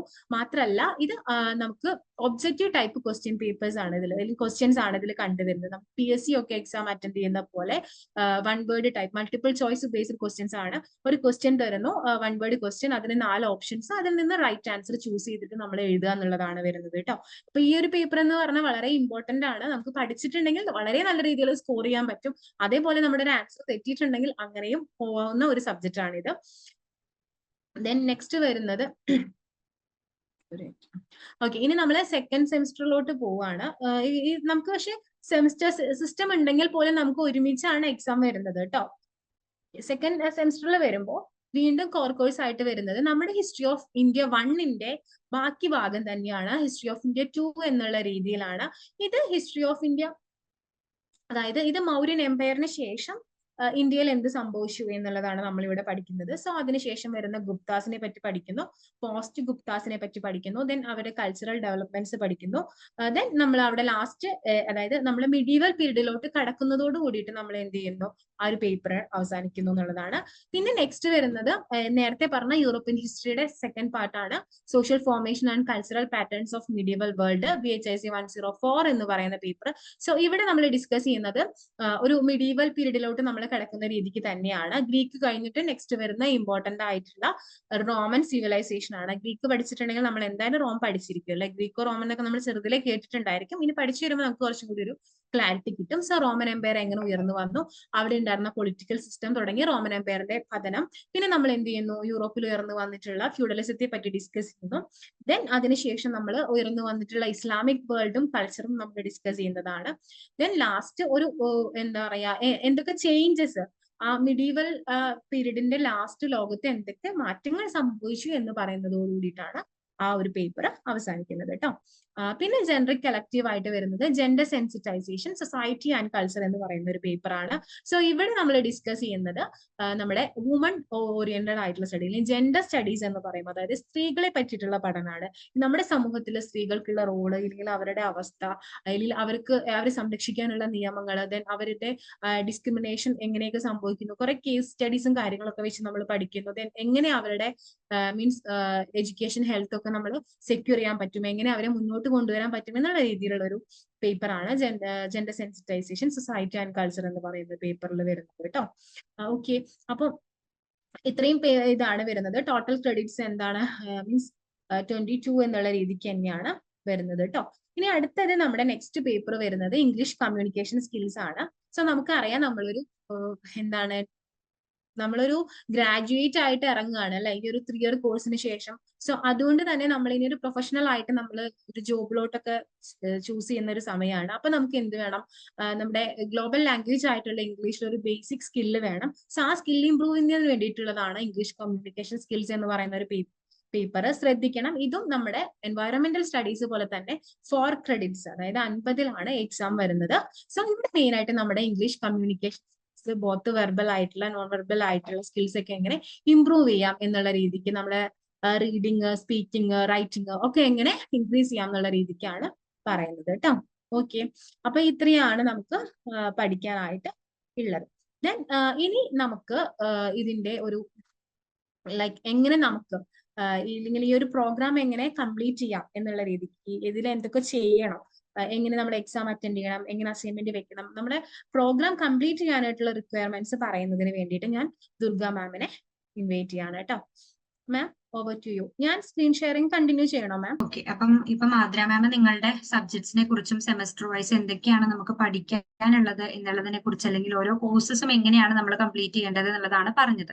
അപ്പൊ നമുക്ക് അതിന്റെ കൂടെ എങ്ങനെയായിരിക്കും ഇതിന്റെ ഒരു വാല്യുവേഷൻ, അല്ലെങ്കിൽ നിങ്ങൾ ഒരു സബ്ജക്ട് പഠിച്ചതിന്റെ അപ്പുറത്തേക്ക് എങ്ങനെയാണ് എക്സാം അറ്റൻഡ് ചെയ്യേണ്ടത്, എന്തൊക്കെ കാര്യങ്ങളാണ് നമുക്ക് ഇപ്പം അഡ്മിഷൻ എടുക്കുമ്പോൾ മുതൽ നമ്മൾ കേട്ടിട്ടുള്ളതായിരിക്കും അസൈൻമെന്റ്സിനെ കുറിച്ച്. അപ്പൊ അതെങ്ങനെയാണ് നമ്മൾ സബ്മിറ്റ് ചെയ്യേണ്ടത്, എപ്പോഴാണ് നമ്മൾ സബ്മിറ്റ് ചെയ്യേണ്ടത് തുടങ്ങിയ കാര്യങ്ങളാണ് ഇനി പറയുന്നത്. അതുകൂടി നമ്മൾ ഇൻക്ലൂഡ് ചെയ്യുമ്പോഴാണ് നമ്മുടെ ആ ഒരു പ്രോഗ്രാം കംപ്ലീറ്റ് ആവുന്നത്. ഓക്കെ, അപ്പം ഇവാലുവേഷൻ അല്ലെങ്കിൽ ഗ്രേഡിംഗ് സിസ്റ്റം എന്നുകൊണ്ട് ഉദ്ദേശിക്കുന്നത് നമ്മുടെ ഈ ഒരു പ്രോഗ്രാം, അല്ലെങ്കിൽ നിങ്ങളിപ്പം കണ്ടിന്യൂ ചെയ്യുന്ന ഈ ഒരു പ്രോഗ്രാം കംപ്ലീറ്റ് ആവുന്നത്, അല്ലെങ്കിൽ അതിന്റെ ഒരു വാല്യുവേഷൻ എന്ന് പറയുന്നത് നമ്മൾ പ്രിപ്പയർ ചെയ്യുന്ന അസൈൻമെന്റ്സിന്റെ മാർക്കും പ്ലസ് നമ്മൾ അറ്റൻഡ് ചെയ്യുന്ന ടേം ആൻഡ് എക്സാമിനേഷനും, അതായത് നമ്മൾ അറ്റൻഡ് ചെയ്യുന്ന എക്സാമിനേഷനും അതുപോലെ തന്നെ അസൈൻമെന്റ്സിന്റെയും ഒരുമിച്ചായിരിക്കും, അല്ലെങ്കിൽ രണ്ടിനും അതിൻ്റെതായിട്ടുള്ള ഇമ്പോർട്ടൻസ് നമുക്ക് ആ ഒരു പ്രോഗ്രാമിൽ വരുന്നുണ്ട്. ഓക്കെ, അപ്പം ഈ പറഞ്ഞ പോലെ തന്നെ നമുക്ക് നെക്സ്റ്റ് സ്ലൈഡ്, അതായത് നമുക്ക് ഇപ്പൊ ഈ പറഞ്ഞ പോലെ അസൈൻമെന്റ്സിന്റെ, അതായത് വാല്യുവേഷനിൽ കൺസിഡർ ചെയ്യുന്ന സമയത്ത്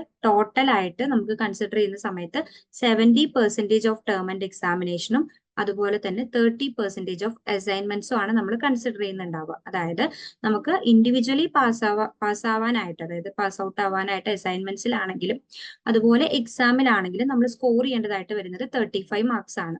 ബട്ട് നമുക്ക് ഇൻഡിവിജ്വൽ ഒരു ഗ്രേഡിംഗ് സിസ്റ്റത്തിലേക്ക് വരുന്ന സമയത്ത് നമ്മുടെ ടേം ആൻഡ് എക്സാമിനേഷനിൽ നിന്നും 70%ഉം നമ്മുടെ അസൈൻമെന്റ്സിന്റെ 30%ഉം ആണ് നമ്മൾ എന്ത് ചെയ്യുന്നത്, കൺസിഡർ ചെയ്യുന്നത്.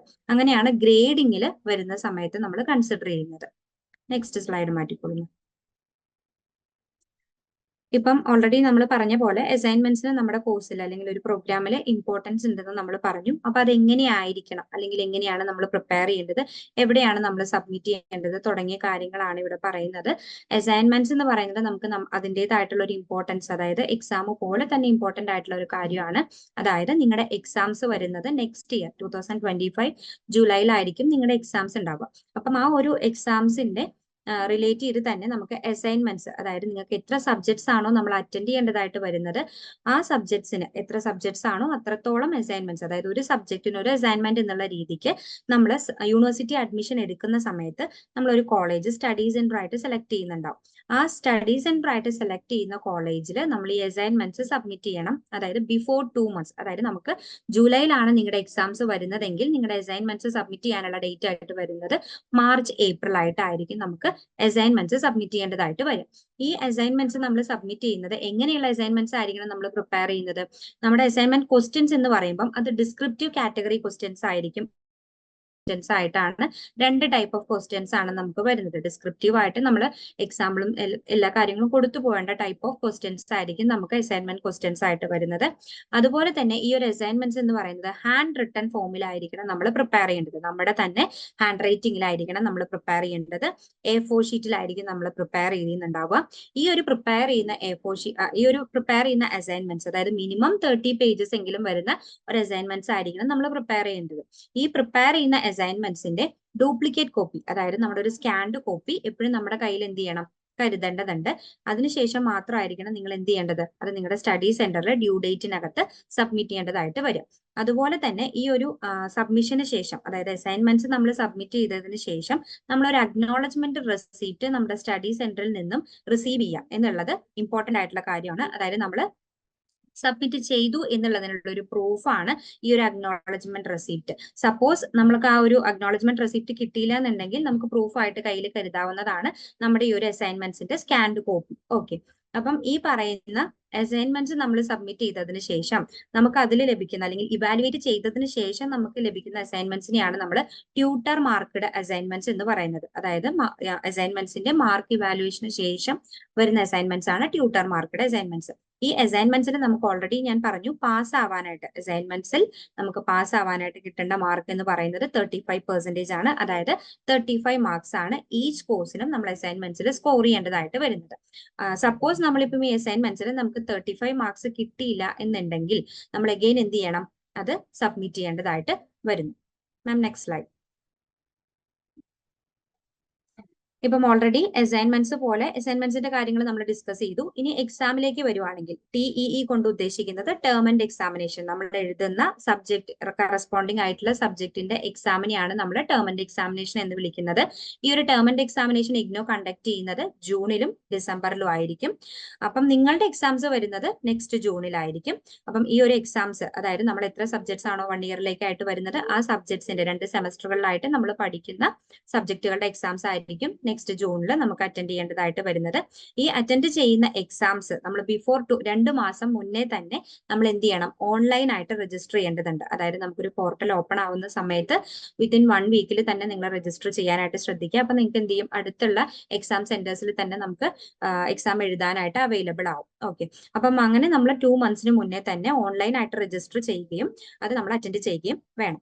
ഓക്കെ, അപ്പൊ അതിലും നമുക്ക് പാസ് ആവാനായിട്ട് നമ്മൾ സ്കോർ ചെയ്യേണ്ടത് 35% ആയിരിക്കണം. അതായത് അസൈൻമെന്റ്സ് പോലെ തന്നെ നമുക്ക് പാസ് ആവാനായിട്ട് നമ്മൾ സ്കോർ ചെയ്യേണ്ടത് 35% ആണ്. Okay, next slide. ഓക്കെ, ഞാൻ ഓൾറെഡി ഗ്രേഡിംഗ് സിസ്റ്റം പറഞ്ഞതാണ്. ഇപ്പം നമ്മുടെ അസൈൻമെന്റ്സും അതുപോലെ തന്നെ എക്സാംസിന്റെ അതായത് ടേം ആൻഡ് എക്സാമിനേഷന്റെ 70%ഉം അസൈൻമെന്റ്സിന്റെ 30%ഉം കൺസിഡർ ചെയ്യുന്നുണ്ട്. അതായത് 10 പോയിന്റ് ഗ്രേഡിംഗ് സിസ്റ്റം ആണ് ഇഗ്നോ പ്രൊവൈഡ് ചെയ്യുന്നത്. അതായത് എബോ 85 ആണ് നിങ്ങൾ മാർക്ക് സ്കോർ ചെയ്യുന്നതെങ്കിൽ നിങ്ങളുടെ ഗ്രേഡിംഗ് സിസ്റ്റം ആയിട്ട് കൺസിഡർ ചെയ്യുന്നത് O ആണ്, ഔട്ട്സ്റ്റാൻഡിംഗ് ആണ്. അതായത് 75നും അതുപോലെ 85നും ബിറ്റ്വീൻ ആണ് എന്നുണ്ടെങ്കിൽ നിങ്ങളുടെ മാർക്സ് അത് A+ എക്സലന്റ് കാറ്റഗറിയിലാണ് ഗ്രേഡിംഗ് സിസ്റ്റം കൺസിഡർ ചെയ്യുന്നത്. അതുപോലെ തന്നെ 65 to 75ലാണ് നിങ്ങളുടെ മാർക്സ് വരുന്നതെങ്കിൽ അത് ഏതിലാണ് വരുന്നത്, വെരി ഗുഡ് കാറ്റഗറിയിലാണ് നമ്മൾ, അതായത് A ഗ്രേഡ് സിസ്റ്റത്തിലാണ് നമ്മൾ കൺസിഡർ ചെയ്യുന്നത്. അതുപോലെ തന്നെ 55 to 65 ആണ് എന്നുണ്ടെങ്കിൽ B+, അതായത് ഗുഡ് ഗ്രേഡിംഗ് സിസ്റ്റത്തിലാണ് നമ്മൾ കൺസിഡർ ചെയ്യുന്നത്. ഇനി 50 to 55 ആണ് എന്നുണ്ടെങ്കിൽ അത് B കാറ്റഗറിയിലാണ് വരുന്നത്. അതുപോലെ തന്നെ 40 to 50 ആണ് എന്നുണ്ടെങ്കിൽ C കാറ്റഗറിയിലാണ് വരുന്നത്. 35 to 40 ആണ് D ഗ്രേഡ് ആയിട്ട് വരുന്നത്. അതാണ് നമ്മുടെ പാസ് ആവാനുള്ള ഒരു ഗ്രേഡിംഗ് ലെവൽ എന്ന് പറയുന്നത്. അതിന് താഴെ, അതായത് ബിലോ 35 ആണ് എന്നുണ്ടെങ്കിൽ ആ ഒരു സബ്ജക്ട് നിങ്ങൾ ഫെയിൽ ആയി എന്നാണ് അർത്ഥം വരുന്നത്. ഓക്കെ, അപ്പം ഇത്രയാണ് നമ്മുടെ ഒരു ഗ്രേഡിംഗ് സിസ്റ്റം അല്ലെങ്കിൽ ഒരു അസൈൻമെന്റ്സിന്റെ കാര്യങ്ങളും അല്ലെങ്കിൽ ടേം ആൻഡ് എക്സാമിനേഷൻ കാര്യങ്ങളും വരുന്നത്. ഓക്കെ, അപ്പൊ ഇത്രയും കാര്യങ്ങൾ ക്ലിയർ ആയെന്ന് വിചാരിക്കുന്നു. ഇനി നിങ്ങൾക്ക് എന്തെങ്കിലും ഡൗട്ട്സ് ഉണ്ടെങ്കിൽ ചോദിക്കാവുന്നതാണ് കേട്ടോ. ഹലോ, ഹലോ, ചോദിച്ചു. ഇപ്പൊ അസൈൻമെന്റില് നല്ല മാർക്ക് ലഭിച്ചു കഴിഞ്ഞാല് അതും എക്സാമായിട്ട് എന്തെങ്കിലും ഒരു കണക്ഷൻ ഉണ്ടോ? നമ്മുടെ ടോട്ടൽ ഗ്രേഡ് വരുമ്പോൾ അത് നമുക്ക് എന്ത് ചെയ്യും, അതിൽ റിഫ്ലക്ട് ചെയ്യും കേട്ടോ. കാരണം നമുക്ക് ടോട്ടൽ എടുക്കുമ്പോൾ ഇപ്പൊ നമ്മള് +2 നിങ്ങൾക്ക് ഉണ്ടായിരിക്കും CE മാർക്ക്, TE മാർക്ക് എന്നൊക്കെ പറഞ്ഞിട്ടുണ്ടാവില്ലേ, ടേം ആൻഡ് എക്സാമിനേഷനും പിന്നെ നമ്മുടെ കണ്ടിന്യൂസ് ഇവാലുവേഷന്റെ ഭാഗമായിട്ട് വരുന്ന മാർക്ക്. അപ്പൊ അതേപോലെ തന്നെ നല്ല ഗ്രേഡ് നമുക്ക് ഇവിടെ കിട്ടുകയാണെങ്കിൽ നമ്മുടെ ടോട്ടൽ ഗ്രേഡിലേക്ക് അത് ആഡ് ചെയ്യുമ്പോൾ എന്താണ്, അതൊക്കെ നമുക്ക് നല്ലൊരു ഗ്രേഡ്, നമ്മുടെ ടോട്ടൽ ഗ്രേഡ് എന്ത് ചെയ്യാനായിട്ട് പറ്റും, അത് നല്ലൊരു ലെവലിലേക്ക് ഉയർത്താനായിട്ട് നമുക്ക്. അസൈൻമെന്റ്സ് എപ്പോഴും നമ്മൾ ഏറ്റവും ഭംഗിയായിട്ട് വെക്കുക, കാരണം നമുക്കത് റെഫർ ചെയ്ത് എഴുതാൻ പറ്റും. നമ്മൾ ടേം ആൻഡ് എക്സാമിനേഷൻ നമ്മൾ പഠിച്ച് കഷ്ടപ്പെട്ട് എഴുതുന്നതിന് അത്രയും ഒരു റിസ്ക് ഇല്ല. അപ്പൊ അതുകൊണ്ട് തന്നെ അസൈൻമെന്റ്സ് എപ്പോഴും സ്കോർ ചെയ്യാനായിട്ട് നമ്മൾ നല്ലോണം എഴുതാനായിട്ട് ശ്രമിക്കുക കേട്ടോ. അതിനുള്ള ഹെൽപ്പ് ഈ ലേൺ വൈസ് ഉണ്ടാവോ? ഓഫ് കോഴ്സ് ഉണ്ടായിരിക്കും. നമുക്ക് ആക്ച്വലി നമ്മൾ അസൈൻമെന്റ്സ് എന്ന് പറയുന്നത് ഡയറക്റ്റ് ക്വസ്റ്റ്യൻസ് ആണ്. ഇപ്പോൾ ശരിക്കും യൂണിവേഴ്സിറ്റി പറയുന്നത് നമ്മളെ 3 രീതിയിൽ നമ്മളെ വിലയിരുത്തുന്നുണ്ട് എന്നുള്ളതാണ്. നമ്മുടെ ഫസ്റ്റ് ഇവാലുവേഷൻ വരുന്നത് നമ്മുടെ ടെക്സ്റ്റിന്റെ ബാക്കിൽ കുറച്ച് ഷോർട്ട് ആൻസർ, നിങ്ങൾക്ക് ഓരോ പോർഷൻ കഴിയുമ്പോൾ നമുക്ക് 2 ക്വസ്റ്റ്യൻസ് വീതം കാണാം. അത് നമ്മൾ എന്ത് ചെയ്യുക, എഴുതി നോക്കുമ്പോൾ നമുക്ക് സെൽഫായിട്ട് നമ്മൾ ഇവാലുവേറ്റ് ചെയ്യാനായിട്ട് പറ്റും. അതായത് നമ്മൾ അത് ആൻസർ ചെയ്യുമ്പോൾ നമുക്കത് മനസ്സിലാവും, ഇത് നമുക്ക് എഴുതാൻ പറ്റുന്നുണ്ടോ, നമുക്ക് ആ പോർഷൻ മനസ്സിലായോ എന്ന് നമുക്ക് അറിയാൻ പറ്റും. അതേപോലെ നമ്മുടെ സ്റ്റഡി സെന്റർ നമ്മളെ വിലയിരുത്തുന്നതിന് വേണ്ടിയിട്ടാണ് നമ്മുടെ അസൈൻമെന്റ്സ് എന്ന് പറയുന്നത്. അവിടുത്തെ ട്യൂട്ടർ നമ്മളെ ഇവാലുവേറ്റ് ചെയ്ത് മാർക്ക് ഇടുന്നതിന് വേണ്ടിയിട്ട്. സോ അതുകൊണ്ട് നമുക്ക് നമ്മുടെ ടെക്സ്റ്റ് എന്ന് ചോദിച്ചിട്ടുള്ള ക്വസ്റ്റ്യൻ നമുക്ക് എന്താണോ മനസ്സിലായത് അതേ അസൈൻമെന്റിൽ എഴുതേണ്ട കാര്യമുള്ളൂ. നമുക്ക് ഫർദർ ആയിട്ട് റെഫർ ചെയ്തിട്ടൊന്നും അധികം എഴുതേണ്ട കാര്യമായിട്ട് ഇല്ല കേട്ടോ. അപ്പൊ അതുകൊണ്ട് തന്നെ നമ്മൾ എന്ത് ചെയ്യാന്ന് വെച്ചിട്ടുണ്ടെങ്കിൽ എഴുതുക. ഇവിടുന്ന് നമുക്ക് ഗൈഡ് ബുക്ക് ഒക്കെ അവൈലബിൾ ആയിരിക്കും, പക്ഷെ അത് വരെ വെയിറ്റ് ചെയ്യേണ്ട, നമ്മൾ എഴുതി തുടങ്ങിയിട്ട് കോർ സബ്ജക്ട്സിന്റെ അസൈൻമെന്റ്സ് നമ്മൾ എന്ത് ചെയ്യുന്നതായിരിക്കും, നോക്കി അത് റെക്ടിഫൈ ചെയ്ത് പറഞ്ഞു തരുന്നതായിരിക്കും കേട്ടോ. ഇൻ കേസ് സ്വന്തമായിട്ടാണ് എഴുതുന്നത്, എന്തെങ്കിലും അഡീഷണൽ ആയിട്ട് വേണം, കണ്ടന്റ് നമ്മൾ തരും. അല്ലാന്നുണ്ടെങ്കിൽ നമുക്ക് ആപ്പിൽ ഇത് ഗൈഡ് ബുക്സ് അവൈലബിൾ ആയിരിക്കും. പക്ഷെ അതിന് കുറച്ച് സമയം എടുക്കും, കാരണം നമുക്ക് ഇത് കറക്റ്റ് ആയിട്ട് നമ്മുടെ ക്വസ്റ്റ്യൻ പേപ്പറും കാര്യങ്ങളൊക്കെ കൺഫേം ആയതിനു ശേഷം മാത്രമേ നമുക്കത് ചെയ്യാനായിട്ട് പറ്റുള്ളൂ കേട്ടോ. 70% നമ്മുടെ ടേം ആൻഡ് എക്സാമിനേഷനും 30% നമ്മുടെ അസൈൻമെന്റിന്റെ മാർക്കും കൂടിയിട്ടാണ് ടോട്ടൽ 100ൽ നമ്മുടെ ഫൈനൽ റിസൾട്ട് വരും. ഓക്കെ, രണ്ടും കൂടിയിട്ട്, അതായത് അസൈൻമെന്റും എക്സാമും അസൈൻമെന്റിന്റെ കൂടിയിട്ടാണ്. അതെ, രണ്ടും കൂടിയിട്ടാണ് വരിക. രണ്ടും ഗ്രേഡ് കാർഡ്, അതായത് നമുക്ക് റിസൾട്ട് വരുമ്പോൾ നമ്മുടെ ടേം ആൻഡ് എക്സാമിനേഷന്റെ റിസൾട്ട് വരും. ഗ്രേഡ് കാർഡ്, നമ്മുടെ ഫൈനൽ ഗ്രേഡ് കാർഡ് വരുമ്പോൾ രണ്ടും കൂടി കൂട്ടിയിട്ട് നമ്മൾ എഴുതിയിട്ടുള്ള എക്സാമിന്റെ 70% എടുക്കും, നമ്മുടെ അസൈൻമെന്റിന്റെ 30%, ടോട്ടലില് 30% എടുത്തിട്ടാണ് നമ്മുടെ ഗ്രേഡ് കാർഡ് വരിക. അപ്പൊ അതിൽ ഈ പറഞ്ഞ പോലെ അസൈൻമെന്റിന്റെ മാർക്ക് നല്ലോണം ഉണ്ടെങ്കിൽ നമുക്ക് ടോട്ടൽ ഗ്രേഡ് കാർഡിൽ ആ ഒരു ഇത് റിഫ്ലക്ട് ചെയ്യുന്നതായിരിക്കും. അത് നന്നായിട്ട് കൂടിയതായിട്ട് മീൻസ് നമുക്ക് അതിലൊരു ഡിഫറൻസ് കാണാനായിട്ട് പറ്റും. മാം, ഈ ഫോം 2 മാസം മുമ്പ് ഫില്ല് ചെയ്യണമെന്ന് പറഞ്ഞല്ലോ, അതെന്തോ, അതിനെ കുറിച്ചിട്ടൊന്ന് പറയാമോ? അത് നമുക്ക് എക്സാം രജിസ്റ്റർ ചെയ്യാനായിട്ടുള്ള ലിങ്ക് ആണ്. അത് യൂണിവേഴ്സിറ്റി ഓപ്പൺ ആക്കുമ്പോൾ തന്നെ നമ്മൾ ഇൻഫോം ചെയ്യുന്നതായിരിക്കും. നമ്മൾ ഇൻഫോം ചെയ്യുന്നതിനോടൊപ്പം തന്നെ നമ്മുടെ ഇപ്പൊ ലേൺ വൈസിനെ തന്നെ യൂട്യൂബ് ഫോളോ ചെയ്യുന്നുണ്ടെങ്കിൽ, നമ്മുടെ വാട്സ്ആപ്പ് ചാനൽ ഫോളോ ചെയ്യുന്നുണ്ടെങ്കിലൊക്കെ അതിൽ നമുക്ക് ലിങ്ക് വരും. നമുക്ക് അത് എങ്ങനെ ചെയ്യേണ്ടതെന്ന് വിത്ത് വീഡിയോ അടക്കം നമുക്ക് പറയും. അതും പറ്റാത്ത പലർക്കും നമ്മൾ ഇവിടുന്ന് ചെയ്തു കൊടുക്കുന്നുണ്ട്. പക്ഷെ അത് വളരെ സെൽഫായിട്ട് തന്നെ ചെയ്യാവുന്ന കാര്യമുള്ളൂ, നമുക്ക് രജിസ്റ്റർ ചെയ്യാനായിട്ട് പറ്റും. അപ്പൊ അത് ആ സമയം നമുക്ക് ലിങ്ക് വന്നിട്ടുള്ളത് നമുക്ക് നോട്ടിഫിക്കേഷൻ ആയിട്ട് നിങ്ങളെ അറിയിക്കുന്നതായിരിക്കും കേട്ടോ. ആക്ഷൻ ടാസ്കിൽ വരുന്നത്, നിങ്ങൾ ഇമാജിൻ ചെയ്യുക, നിങ്ങൾ ഒരു ക്ലാസ് ടീച്ചറാണ്, BA ഹിസ്റ്ററി പഠിപ്പിക്കുന്ന ഒരു ക്ലാസ് ടീച്ചർ ആണെങ്കിൽ ഒരു ടൈം ടേബിൾ, നമ്മുടെ ഈ ക്രെഡിറ്റ്സ് ഒക്കെ കൃത്യമായി മനസ്സിലാക്കിയിട്ട്, അതായത് ഇപ്പൊ ക്രെഡിറ്റ്സ് കൂടുതലുള്ള സബ്ജക്ട്സ് നമുക്ക് കുറച്ചധികം സമയം പഠിക്കാൻ വേണമല്ലോ. സോ അതനുസരിച്ചിട്ട് ഒരു ടൈം ടേബിൾ എന്ത് ചെയ്യുക, പ്രിപ്പയർ ചെയ്യുക. കൃത്യമായിട്ട് ഒരു ടൈം ടേബിൾ, ഒരു ഫസ്റ്റ് ഇയർ സബ്ജക്ട്സിന്റെ ഒരു ടൈം ടേബിൾ 1 ഡേക്ക് വേണ്ടിയിട്ട് നിങ്ങൾ പ്രിപ്പയർ ചെയ്യുക എന്നുള്ളതാണ്. അപ്പൊ മെയിൻ ആയിട്ടും അതിൽ നിങ്ങൾ ശ്രദ്ധിക്കേണ്ട കാര്യം എന്ന് പറഞ്ഞിട്ടുണ്ടെങ്കിൽ ഫസ്റ്റ് ഇയർ സബ്ജക്ട്സ് മെൻഷൻ ചെയ്യാനായിട്ട് ശ്രദ്ധിക്കുക. പിന്നെ ഓരോ സബ്ജക്റ്റിനും വേണ്ട ടൈം എത്രയൊക്കെയാണ് അലോക്കേറ്റ് ചെയ്യേണ്ടത്. ഇപ്പൊ ഞാൻ പറഞ്ഞു ക്രെഡിറ്റ്സിൽ ഡിഫറൻസ് ഉണ്ട്.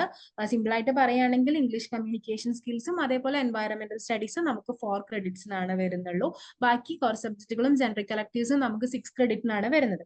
അപ്പൊ അതനുസരിച്ചിട്ട് എന്ത് ചെയ്യുക, നമ്മൾ ടൈം ടേബിൾ ക്രിയേറ്റ് ചെയ്യുക. ദെൻ അതിന്റെ കൂട്ടത്തിൽ നിങ്ങൾക്ക് വേണമെങ്കിൽ ടൈം ഒക്കെ അഡ്ജസ്റ്റ് ചെയ്യുന്നതിന് വേണ്ടിയിട്ട് നിങ്ങളുടേതായിട്ടുള്ള ക്രിയേറ്റീവ് ആയിട്ടുള്ള ഐഡിയാസും യൂസ് ചെയ്യാം.